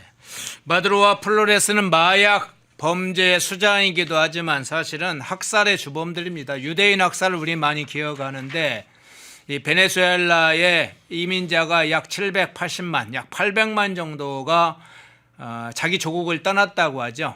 주변 남미 국가에 가기도 하고 미국에 가기도 하고 스페인에 가기도 하고 뭐 이런 인구의 약 거의 25%에서 25%, 30%가 떠났다. 왜 떠났을까요? 수많은 사람들 죽이니까 떠납니다. 어마어마하게 많은 사람들이 때로는 납치되고 고문해 죽고 죽어갔습니다. 그 주범들이 누구냐? 차베스 마두로 정권으로 이어지는 거죠. 800만 명이 자국을 떠났다는 게 상상이 가능한 일입니까? 8천 명도 아니고 8만 명도 아니고 그 주범들이 지금 잡힌 겁니다. 마두로, 플로레스. 자, 또 다른 사진 한번 보겠습니다. FAFO 그냥 저는 편하게 파포로 부르겠습니다. 파포. 자, 그 사진 한번 띄워주시죠. 저 사진이 잠깐 있으면 이틀 동안 굉장히 크게 좀 출렁이고 있어요. 저기 배경부터 여러 가지 장면이 쏟아져 나오고 있는데 뭐 테러 단체 관련된 그 대응하는 장면도 아니고 가자지구 대응하는 장면도 아니고 김해공항의 장면이 나오면서 여러 가지 해석도 여러 가지인데 저 장면 그리고 어떤 메시지라고 해석을 하세요? 그러니까 자, 저 상황을 정확히 말씀드리면 작년 10월에 트럼프가 이제 경주 에이펙에 오기 전에 김해에 내리잖아요. 예. 전용기 에어포스 원을 타고 왜 내렸느냐? 그때 뭐 이재명 만나러 온 게 아니에요. 시진핑을 만나기 위해서 김해공항에 내려가지고 이제 회담을 하기 위해 내려서 들어오는 장면. 저 뒤에가 에어포스 원이다. 그리고 저 뒤에 있는 저 멀리 벌어 보이는 데가 김해의 산야예요. 멀리 보이는 데가. 네, 그러네요. 그래서 내리는데 그걸 이제 원래의 원본은 컬러잖아요. 그런데 저걸 일부러 블랙 앤 화이트 흑백 처리를 합니다. 왜 이 블랙 앤 화이트 처리를 하냐면 여러분 쉰들러 리스트라는 영화를 보셨는지 모르지만 이게 무슨 그 유명한 명장이 만든 그 영화잖아요. 유대인 출신의 명장이. 근데 그때 일부러 흑백을 쓰는 이유가 굉장히 이미지를 그 선명하게 강조할 수 있는 장점이 있어요. 그 미국이 무슨 칼라 사진이 없어서 썼겠습니까? 일부러 그렇게 한 것인데 파포 뭐 자꾸 이제 그런데 fuck around and find out이에요. 내가 이 얘기를 자꾸 안 하니까 뭐 fuck이 욕이라 그러는데 미국인들은 그냥 이걸 forward letter 점잖은 말로 네 글자짜리 단어다 이렇게 얘기하는데 그 한마디로 나한테 대들면 그런 뜻이에요. fuck around 얼쩡거거나 시비 걸거나 깐죽거리면 and find out 아주 험한 꼴을 당할 걸 그런 뜻이에요. 제가 정확히 설명을 해드리자면 그러면서 그 말만 딱 써놓고 정면에서 저 내리는 사진보다 정면에서 찍은 단호한 트럼프 대통령의 모습을 딱 썼어요. 수백 장의 트럼프 대통령의 그 외교 사진들이 있을 겁니다. 예. 그런데 자 한국 공항에 내려서 이재명을 만나러 온 게 아니라 시진핑을 만나러 가기 전에 찍은 저 사진을 갖다가 쓰면서 그 밑에다가 그런 무시무시한 말을 써놓는다? 차 이건 누구를 겨냥한 거냐? 사진 찍힌 장소의 정권을 암시하는 것도 되겠죠. 그러겠죠. 뭐 그건 제가 뭐 억지로 만든 말이 아니고 자 김해공항이 있는 나라 한국이고 한국의 이재명 정권에게도 저 말을 하고 있다고 볼 수 있는 거잖아요. 예. 혁명이나 숙청이 일어나고 있는 것 아닌가라고 질문했던 그 연장선에 있는 사진이라고 저는 봅니다. 네. 그 다음에 만나러 간 사람이 시진핑이에요. 그러니까 시진핑 보고 한 얘기예요, 사실은. 시진핑. 그러니까 저걸 보고 일석이조다. 돌려각이다. 둘 다 공격하는 그런 사진이다라고 해석할 수밖에 없는 것이고 저 사진은 그냥 간단해요. 자 보세요. 화이트하우스 백악관 공식 페이지. 노 게임스. 노 게임스가 뭐예요? 이제 게임 하지 말라는 거예요. 더 이상의 이 장난치는 거 금지. 예. 파포.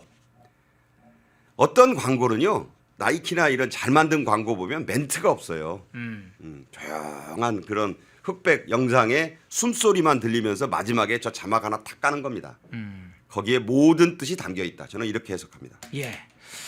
FAFO 이 백악관이 공식적으로 게시한 그 게시물 상당히 저게 메시지가 강렬한 의미를 담고 있네요. 중국을 겨냥해서 까불지 마라. 큰 코 다친다. 하는 메시지가 담겨져 있군요. 이두로를 향한 메시지는 없을까요? 이두로. 네, 요즘 요새 이두로가 그런 식으로 말을 만들던데 예. 이재명 플러스 마두로라고. 예. 근데 뭐 그게 그 대통령 이름에다가 뭐 남의 나라 대통령 이름을 합성을 한 거니까 글쎄 뭐 부르시는 분들이 그렇게 부르니까 그런 용어가 있는가 보다. 그것도 민심의 한 지표 아니겠는가? 뭐 그렇게 정도 저는 해석합니다. 예. 자, 백악관의 게시물 이번에는 국무부의 게시물로 한번 가보겠습니다. 국무부의 공식 소셜미디어 계정의 최상단 고정 게시물에 이 트럼프 대통령 사진과 함께 띄웠던 자, 그 장면 보겠습니다. 자, 뜻으로 하면 이곳은 바로 우리의 반구다. 뭐 이런 의미로 게시물을 올렸어요. 국무부의 공식 게시물에 지금 있습니다. 최근에 돈노주의라는 게 생겼죠. 돈노주의. 먼노주의는 들어봤지만 돈노주의가 새롭게 관심이 부각되고 있는데 미 국무의 게시물 저거 어떤 차원에서 해석을 하세요? 자, 이제 뭐 자꾸 영어 쓰니까 그런데 This is our hemisphere. 헤미스피어가 뭡니까? 반구란 뜻이에요. 예. 우리가 이제 국토지리 인문지리에 배운 게 반구가 뭐냐면 남반구, 북반구만 배우잖아요. 예. 그래서 대부분의 이 방송 보시는 분들도 국민학교 초등학교 때부터 반구 얘기는 많이 들었어요. 적도를 기점으로 위아래로 자른 겁니다. 우리가 북반구에 속해 있는데 크리스마스가 남반부인 호주 뉴질랜드에서는 여름이죠. 예. 이렇게 이제 해서 뭐 예를 들어서 호주의 멜버른 같은 경우를 남반구의 런던이다. 뭐 이렇게 부릅니다. 그런 개념인데 자, 저건 무슨 개념이냐? 동반구 서반구 개념인 거예요. 동반구는 어디고 서반구는 어디냐? 서반구라고 하는 것은 북중미가 포함되어 있는 특히 미국의 북미 대륙이 포함되어 있는 곳을 서반구라고 부르는 거예요. 미국이 예. 미국의 시각으로 그리고 나머지는 동반구인 거예요. 그러면 트럼프 대통령과 이 현재의 미국 정부가 말하는 our hemisphere는 미국 대륙이 있는 알래스카와 캐나다, 북미, 멕시코, 중남미, 카리브해, 남미 지금 뭐 좌파와 우파가 치열하게 격전을 벌이고 있는 그 곳이 바로 서반구다. 특히 북반구 플러스 중남미 카리브해까지가 우리의 반구다 이거예요. 여기는. 그러니까 까불지 말라는 거예요. 파포하고 연결되는 이미지. 그러니까 내 앞마당 미국에서 많이 쓰는 거 있잖아요. 뭐 앞마당 뒷마당. 예. 그럼 미국의 앞마당이 어디냐? 바로 프론트 야드는 카리브해와 베네수엘라, 콜롬비아인 거예요. 쿠바가 물론 관타나모 기지가 있는 쿠바는 물론이고 뒷마당은 어디냐? 그린란드인 거예요. 알래스카 그린란드. 그러면 뒷마당의 적은 누굽니까? 러시아겠죠. 그러네요. 그럼 앞마당의 적이 누구냐? 베네수엘라가 아니라 중국인 거예요. 이런 것이 트럼프 대통령의 돈노주의입니다. 자, 돈노주의는 뭐냐? 제임스 먼로라는 미국 대통령이 있습니다. 19세기 초반이에요. 1823년에 먼로 대통령이 선언한 거예요. 우리가 유럽에 대해서 불간섭할 테니 유럽도 우리에 대해서 간섭하지 마라. 이게 먼로주의입니다. 근데 이것을 반대로 해석하면 지금 트럼프 대통령의 돈노주의는 뭐냐면 우리의 앞마당 뒷마당을 무슨 깐족대는 자가 있으면 가만히 두지 않겠다. 유럽의 문제에도 우리는 적극적으로 개입한다. 이것이 신 트럼프의 먼로주의. 그러니까 이걸 다 줄여가지고 트럼프의 이름이 도널드 트럼프잖아요. 예. 그러니까 T로 해가지고 톤로주의가 아니야. 그 D를 따가지고 D 플러스 먼로 M 빼고 그게 돈노주의인 거예요. 그래서 돈노주의란 말이 나온 것이고 저 사진 한 장 여기는 우리 반구다. 그다음 아까 보신 사진과 연결하면 돼요. 파포 까불면 아작내겠다. 뭐 제가 오늘 좀 과격한 표현을 쓰는데 딱 그것이 현재의 미국의 외교 군사 정책의 핵심이다. 그래서 중국이 지금 바짝 쫄았다. 뭐 이렇게 요약할 수 있습니다. 예, 백악관과 국무부의 공식 게시물 통해서 지금 보여지는 장면들을 사진으로 이미지로 지금 저희가 보여드리고 있는데 자 그러면 베네수엘라 내정으로 한번 좀 넘어가 보겠습니다. 앞서서 마차도하고 로드리게스 비교해서 이야기를 했습니다. 임시 대통령으로 지금 로드리게스가 취임을 했습니다. 직전에 로드리게스가 발표한 게 있어요. 미국과 공동 발전을 지향하는 의제에 대해서 우리와 협력을 할 것을 요청한다. 미국과 협력하겠다. 그런 걸 요청한다. 이런 입장을 부여를 했는데 베네수엘라 새 내각 이제 시작됐는데 미국과의 협조 이 부분은 어떤 차원에서 의미를 부여합니까? 그러니까 지금 말씀드린 대로 빨치산의 딸 출신인 아주 어렸을 때 그 아버지가 네. 이제 34살에 죽어요. 네. 감옥에서. 그래서 지금 뭐 혁명의 딸이네 무슨 파르티잔의 딸이네 하는 얘기가 나온 게 그렇게 성장을 했어요. 그런데 공부를 잘해가지고 뭐 나중에 이제 변호사가 되고 또 그러면서 자기 경력을 착실히 쌓았고 그 오빠가 위가 있는데 호르헤 로드리게스 지금 국회의장이에요. 네. 오빠는 국회의장, 본인은 지금 부통령. 그 마두로 정권의 핵심 두 축이었어요. 그리고 의외로 미국이 볼 때 그냥 아무것도 모르는 좌파는 아니다는 거예요. 그 경제 관련 장관을 맡았을 때 우고 차베스가 밀어붙인 그 포퓰리즘 정책에 일부 수정을 가했습니다. 그래서 가격 통제도 좀 풀고 그래서 미국이 볼 때 얘기가 좀 되는 좌파로 보는 거예요. 그리고 어쨌든 부통령이잖아.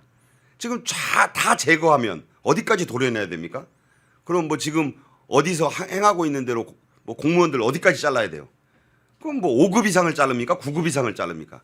미국이 지금 선택한 것은 정치는 니들이 해라. 우리는 정책과 산업을 관리하겠다는 거예요. 그러니까 이거 로드리게스가 하는 말도 미국 정부가 지속적으로 공동체의 공조를 강화하기에 당신네 체면도 살고 우리도 좀 살고 이런 방식을 모색하기 위해서 국제법의 틀 안에서 자 마두로 부부 체포에 간 것까지가 저희가 어떻게 하겠어요. 그건 할 수 없고 다만 앞으로는 좀 존중을 해줬으면 좋겠다. 내가 대통령 권한대행이고 우리 오빠 그다음에 내가 또 통치하려면 까베요 국방장관 이런 뭐 또 내 측근들이 또 있어야 되니까 또 말 안 들으면 걔들이 날 또 어떻게 할지 모르니까 우리 잘 한번 협력을 좀 해봅시다. 근데 지금도 왔다 갔다 한대요 지금 로드리게스가. 낮에는 미국 정부의 마르코 루비오와 통화할 때는 아이고 잘하겠습니다. 필요한 거 모든 거 잘 할게요. 밤이 되면 권총찬 까베요 페트로 뭐 만나가지고 또 중국에서도 지금 엄청나게 공작을 하고 있다고 봐야 되지 않겠습니까? 예. 그러니까 낮에는 이 편, 밤에는 지금 저 편 하면서 지금 왔다 갔다 하면서 미국의 간을 보고 있는 거예요. 자, 그런데 트럼프 대통령이 분명히 선언했죠. 똑바로 처신하지 않으면 받지. 그런 상황이기 때문에 그나마 지금 이 정책적으로 갈 때 로드리게스가 얼마나 협조할 것인가. 그러니까 변수가 남아 있다고 봐요. 예. 그래서 만약에 허튼 쪽으로 가는 순간 델타 포스 아직 대기 중입니다. 나이트 스토커가 그대로 있어요. 중국이 어떻게 할 수가 없어요 지금. 네. 해상 봉쇄까지 해놨기 때문에 알아서 잘 하기를 지금 미국은 기대하면서 좀 보겠다는 겁니다. 예. 시청하시면서 좋아요 꼭 눌러주시면 좋겠습니다. 자, 베네수엘라 내정에 실질적으로 미국이 어떻게 개입할 것인가 여러 이야기가 나오고 있는데 그중에 이 과도 통치 문제 이야기가 나오면서 루비오 국무장관 이야기가 나옵니다. 베네수엘라의 총독 역할을 할 것이다. 이런 이름을 총독이라고 언론에서 붙이는 분도 있었어요. 월스트리트 저널에서 붙인 것 같은데 이 루비오 국무장관이 실제로 좀 큰 역할을 할 것인지 그 문제가 좀 주목되고 있네요. 자, 마르코 루비오는 어떤 사람이냐? 예. 쿠바 보트 피플의 후예예요. 예. 절대적인 영향력이 있습니다. 지금 아마 트럼프 후임자를 논할 때 1번이 벤스, 예. 2번이 루비오인데 벤스는 트럼프가 좋아하긴 하지만 미국 조야에서 폭넓은 지지를 받고 있는 사람은 루비오예요. 상원의원을 벌써 여러 번 했고 또 스페인어를 아주 잘해요. 쿠바계 이민이기 때문에. 그러니까 벤스는 통역을 두고 얘기를 해야 되는데 지금 루비오는 그냥 로드리게스하고 그냥 스페인어를 자유자재로 구사하는 사람이다. 그러면 왜 바이스로이 이 총독이란 말이 나오느냐? 총독이죠. 대통령은 따로 있는데 네. 대통령이 그쪽을 맡기고 그리고 총독이란 말을 부정적으로 생각할 게 없어요. 왜냐하면 그 마르코 루비오 역할이 미 국무장관이에요. 외교장관이라고요. 그 외교장관이 정책적으로 나설 당연한 일을 하는데 월스트리트 저널 이게 약간 좌파 경향의 언론이고 뭐 이런 뉴욕 타임즈 뭐 또 워싱턴 포스트 다 좀 약간 반 트럼프 성향의 그 언론들이에요. 물론 저명한 훌륭한 신문사인 건 맞는데 거기서 좀 비틀고 싶은 거야. 이걸 좀 무슨 제국주의적 시각에서 나쁜 짓을 하는 것처럼 보이게 하고 싶은 거예요. 그래서 바이스로이 이 총독이라는 이름을 붙였어요. 그러니까 부정적 이미지가 좀 더 씌워지잖아요. 할 일을 하고 있는 거예요, 사실은. 그리고 뭐 총독이라고 해서 지금 무슨 로드리게스 뭐 오누이를 잡아갑니까? 아니잖아요. 네. 정책적으로 개입하고 있는 것이에요. 그리고 루비오는 차기 대권을 바라보는 가장 유력한 주자입니다. 중남미 문제에서는 최고의 전문가예요. 그리고 마르코 루비오의 가장 큰 특징 자다가도 일어나면 협중주의자입니다. 중국이라면 아주 중국 공산당이라면 알레르기 반응을 일으키는 사람이에요. 예. 적임자죠. 베네수엘라가 중국에 완전히 장악돼 있는데 그 뿌리를 다 알아서 완전히 캐낼 사람. 루비오 말고 누가 있느냐. 역할도 맞고 능력도 있고 차기 미국의 대권주자고 뭐 어떡하라는 겁니까? 총독이 나쁜 것은 아니다. 이런 말씀을 드립니다. 예. 트럼프 대통령과 백악관, 미 국무부, 루비오 장관, 베네수엘라, 로드리게스 여러 상황들 함께 살펴봤습니다. 마두로의 몰락 이후에 남미가 또 어떤 방향으로 갈지도 굉장히 관심사죠. 그거 좀 중점적으로 살펴봤고요. 자, 이동을 해보겠습니다. 주제를 바꿔볼게요. 자, 대만 정보기관이 폭로한 내용을 포함해서 한번 다뤄보겠습니다. 한중 정상회담 과정에서 대만 정보기관이 언론을 통해서 폭로한 4가지의 미략 같은 이런 것들이 지금 알려지고 있는데, 자, 그걸 좀 다루기 전에 앞에서 이 문제부터 한번 살펴보겠습니다. 사진 한번 보겠습니다. 샤오미 셀카 사진 한번 볼까요? 예, 저 사진 한번 띄워주십시오. 이재명 정부 한중 정상회담이 굉장히 잘 될 것이라고 불과 얼마 전까지만 했는데, 제가 이제 한중 정상회담을 쭉 살펴봤는데 뭐 소재를 다룰까 하다 살펴보니까 몇 가지가 있긴 하지만 별로 기억된 것은 없는데, 선명하게 기억나는 건 저 사오비 폰을 이용해서 셀카 찍는 건 상당히 선명하게 기억이 남던데, 자, 이번 한중 정상회담 총평을 하신다면 어떻게 총평을 하시겠어요? 그냥 외화 내빈이죠. 유한 대비요? 예. 화려하잖아요. 예. 국빈 방문을 2번씩이나 서로 주고받았다. 예. 2달 만에. 뭐 헤드라인 뽑기는 좋아요. 그런데 자, 국빈 방문으로서 한 건 뭐가 있느냐? 국빈 만찬은 받았어요. 남아도는 게 중국의 인민해방군 대포니까 대포 21발 쏴줬어요. 레드카펫 깔렸고 국빈 방문의 격은 갖춘 거예요. 그런데 중요한 사실 하나가 지금 알려진 게, 적어도 국빈 방문, 스테이트 비짓 하면 딴 사람 받으면 안 되잖아요. 통으로 전세를 냈는데 음식점을 딴 손님 받으면 안 되잖아요. 그거 예. 상식 아니겠습니까?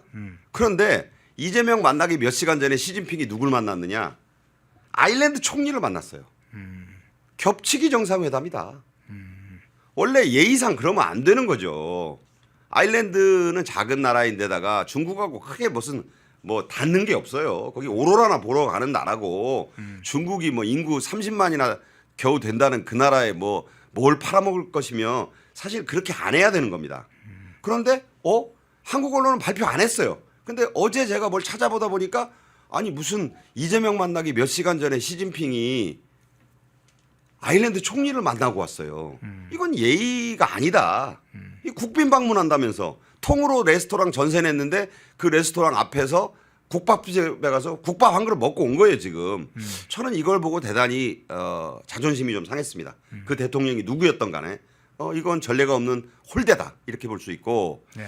그다음 또 하나, 공동 성명, 공동 언론 보도문, 공동 기자회견 다 없어요.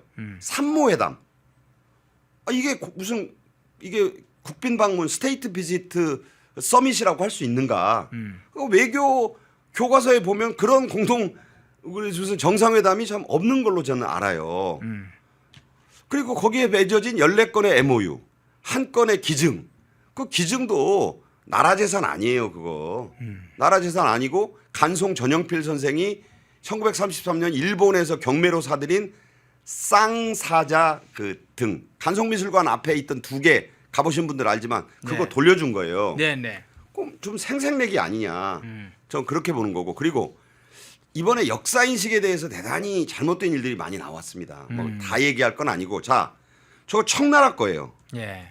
그럼 청나라 건데 중국 공산당 정권은 순원이 신해혁명 일으켜가지고 청나라 정권을 전복시키고 중화민국을 세웠고, 그 정통 후계자는 장개석인데 그 장개석군을 공산혁명으로 뒤집어 엎은 게 모택동 정권이고 그 후예가 시진핑이에요. 네. 이건 뭐 역사적 사실 아닙니까? 그런데 청나라를 부정한 거잖아요, 공산당은. 그 영화 마지막 황제에 나오는 푸이 감옥에 집어넣어 가지고 아주 개고생 시킨 게 공산당 정권이에요. 그런데 청나라 유물 돌려주면서 뭘 그렇게 한중 우위를 다진다는 건지 이해가 안 갔고 14건의 MOU도 내용이 부실하다. 자, 오늘 뭐 그다음에 한일 투쟁을 누구랑 같이 했니? 뭐 손잡을 잡았니 많이 무슨 또 2차 대전의 전승국이니 했는데 정상회담 때 그거 전부 장개석 얘기예요.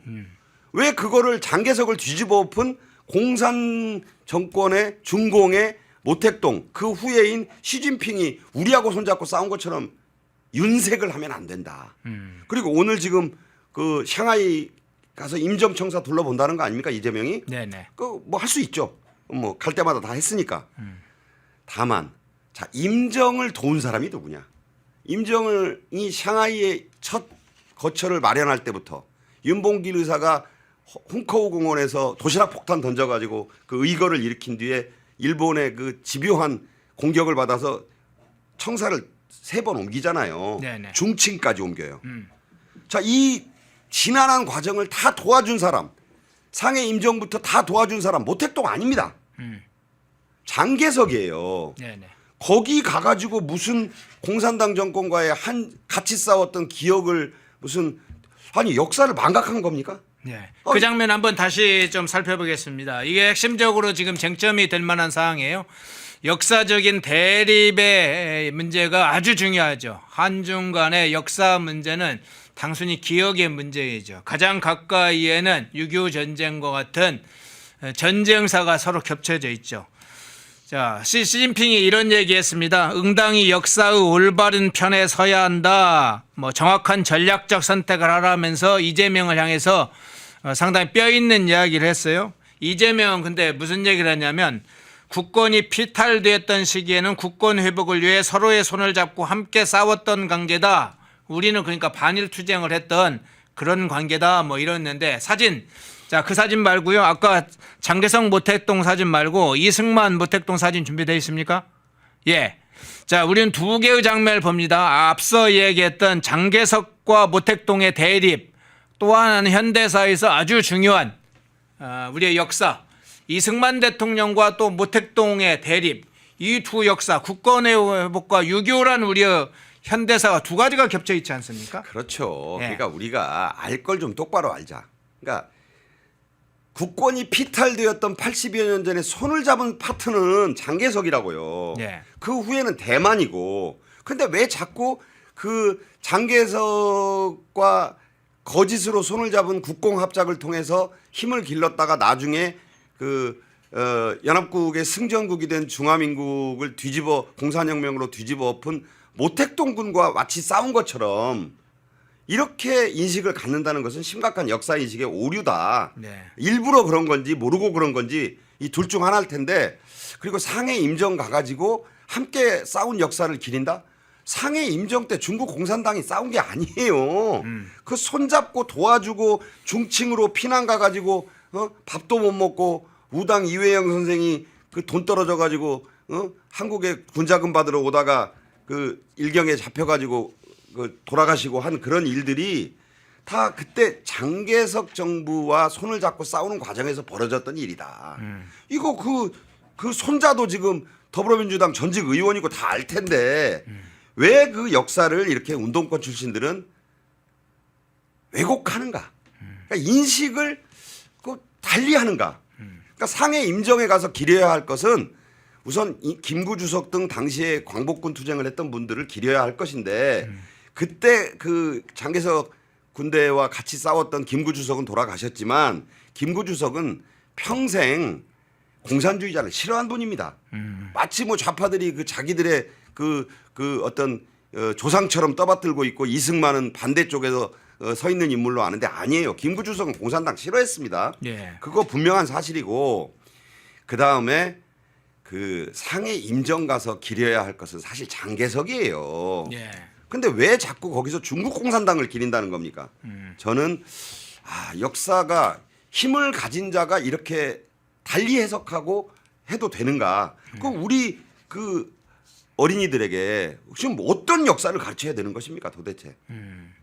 자, 중요한 장면 한번 이 장면을 보겠습니다. 대만 정보기관이 대만 언론을 통해서 알린 내용인데 시진핑과 이재명의 결의설 관련해서 경고하는 내용이 담겨 있습니다. 이 대만 정보기관이 자, 중국이 한국에 즉 이재명에게 어떤 요구를 할 것인가 4가지 관련한 요구를 할 거고 그에 관해서 거래가 이루어질 것이다. 일종의 밀약이 이루어질 것이다. 이런 걸 대만 정보기관이 언론을 통해서 알린 사항인데 내용을 압축하면 이렇습니다. 자, 중국은 하나의 중국 정책을 추진하고 있는데 이 관련해서 한국이 다시 한번 하나의 중국을 지지하는 그런 것을 표명하게 할 것이다. 이게 첫 번째고요. 두 번째는 주한미군의 임무를 확대하는 거. 지난번에 뭐 문재인 정부 때도 사드 관련된 문제가 있었죠. 예, 주한미군의 임무를 지금의 한반도를 넘어서 확대하는 것. 사실은 이제 대중전선이겠죠. 임무를 확대하는 것을 반대하는데 이재명 한국 정부가 나서도록 하는 거. 이게 두 번째고요. 세 번째는 미국과 한국이 지금 마스카 프로젝트를 돌리고 있는데 거기에서 생산된 군함 이게 인도 태평양 지역에서 군 활동으로 활용되지 않도록 운용되지 않도록 하는 조치. 네 번째는 한한령을 해제를 한다면 그로부터 한국이 무엇을 대가로 줄 것인가 반대급부 문제. 이게 중국이 한국 이재명 정부에게 아마 4가지 거래를 밀약을 맺게 되는 중요한 사안일 거다. 이렇게 대만 정부의 폭로를 한 상황인데 이 상황 어떤 차원에서 해석을 하십니까? 중국 사람들은 말을 참 4글자로 만들길 좋아합니다. 아, 그렇습니까? 그래서 예. 사요 4가지를 요구했고 사답 4가지의 답을 받았다. 이런 제목을 뽑았어요. 무협지에 보면 많이 나오잖아요. 뭐 네. 그런 식의 용어가 나왔는데 이거 대만의 가장 정통한 언론사인 연합보 그리고 중앙통신이 보도를 한 내용입니다. 일종의 의혹을 제기한 것이고 폭로를 한 것이에요. 네. 그러니까 물밑거래가 있었다. 그래서 좀 쭉 뭐 내용을 말씀하셨으니까 제가 반복할 일은 없고 그러니까 한한령도 지금 해제를 당장 안 해줬고 뭐 불법 서해 구조물 철거도 진전해 보겠다라고 뭐 노력해 보겠다고 얘기가 나왔고 지금 뭐 사실 딱히 잡힌 건 아무것도 없어요. 그리고 뭐 보니까 오늘 아침에 나온 얘기는 중국이 또 만만디 얘기를 합니다. 예. 자기가 좋을 때는 그냥 신속하게 일을 하면서 우리가 뭘 요구하면 지둘리. 그게 이제 중국 용어로 만만디예요. 그러니까 대륙의 기질이다 이러는데 이거는 이제 니들 하는 거 봐서 K-팝 콘서트도 지금 뭔가 밀약이 있다는 얘기가 있어요. 근데 이제 우리가 하는 걸 보고 네가 확실히 중국 이번에 이재명이 1월 중순에 지금 다카이치 만나러 가잖아요. 예. 그 와중에 이재명 만난 다음 날 일본에 대한 히토류 등의 700개 품목에서 1000개 품목의 이중 용도 물자의 전면 수입 그 수출 통제를 발표했어요. 그 내용은 그야말로 일본을 이제 완전히 갈라치기 하면서 이재명 보고도 경고를 한 거예요. 무슨 얘기냐? 세컨더리 보이콧이 들어있어요. 이거 세컨더리 보이콧 많이 들어본 시사 용어잖아요. 그 나라만 제재하는 게 아니야. 그 나라와 거래하는 기업, 은행까지 다 제재할 거야. 이 소리예요. 예. 그러면 너 이재명 보고 한 얘기예요. 시진핑이. 일본 측 발표문 보면 전부 명령조예요. 합의가 아니에요. 이렇게 해야 한다. 이렇게 해야 한다로 돼 있어요. 아니 무슨 중국 천자입니까? 제후국의 왕이나 제후에게 명령하는 뭐 칙서예요, 그게? 그런 식으로 발표가 돼 있어요, 지금.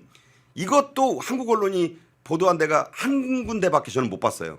뭐 이런 걸 좀 알려야지. 그렇게 안 알렸고 그런 얘기는 뭐냐? 이재명에게 너 저 1월 중순에 다카이치 고향 나라에 가가지고 스시 먹는 모양인데 거기서 똑바로 해라. 만약에 우리가 이런 조치를 내려서 즉각 발효됐어요.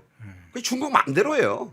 우리 안 팔 거야. 오늘부터 안 팔 거야. 이렇게 돼버린 거야. 예. 그러면 한국은 괜찮지 않나? 좌파들 아니에요. 세컨더리 보이콧을 딱 걸어가지고 일본하고 만약에 어영부영하고 뭐 경제협력한다고 거기 가서 또 뭐 곤니찌와 했다가는 쎄쎄만 해야지.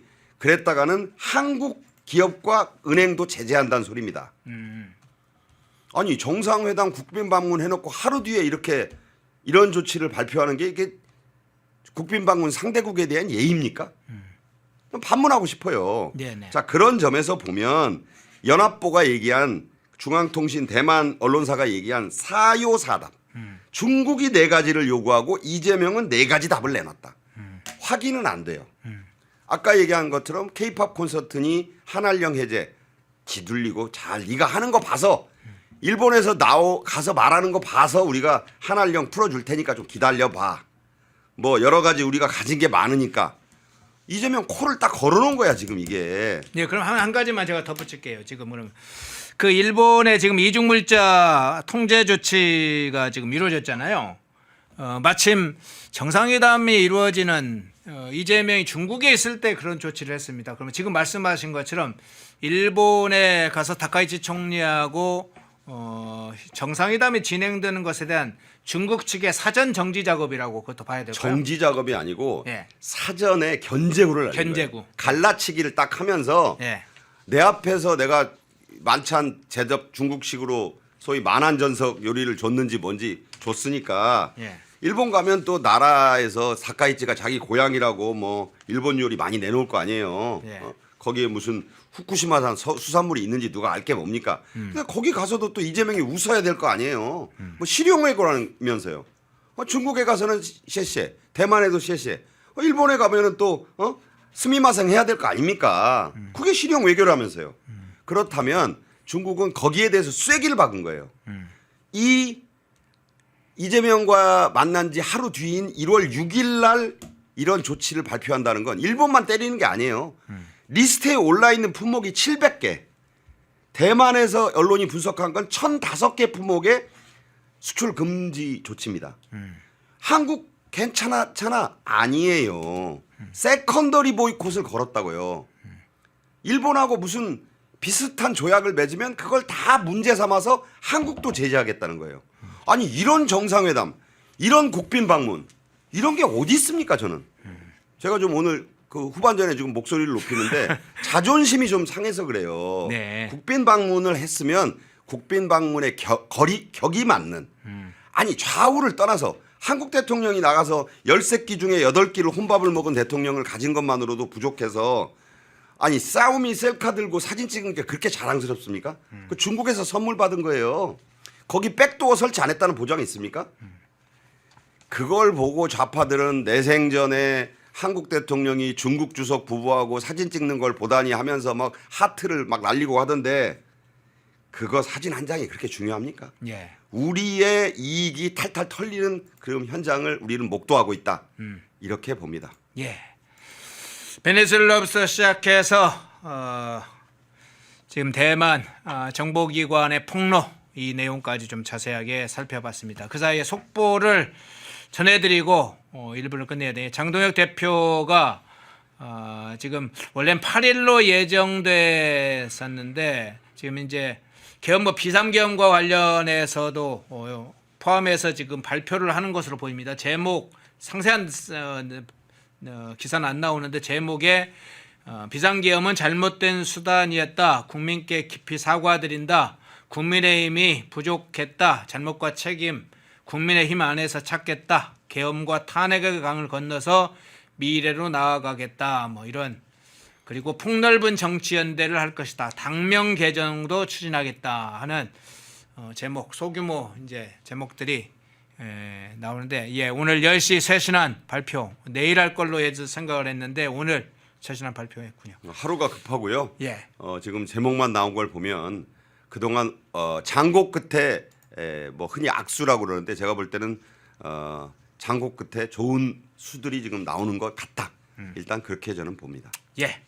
일부 박상규 시사평론가님의 국제, 국내 여러 현안들 특히나 미국과 중국과 연관된 현안들 아주 섬세한 분석 고맙습니다. 박상규 시사평론가님이었습니다. 고맙습니다. 감사합니다. 펜앤마이크에서 추천하는 영상도 보고 가세요. 다른 영상도 즐기시려면 구독 버튼을 꼭 눌러주세요.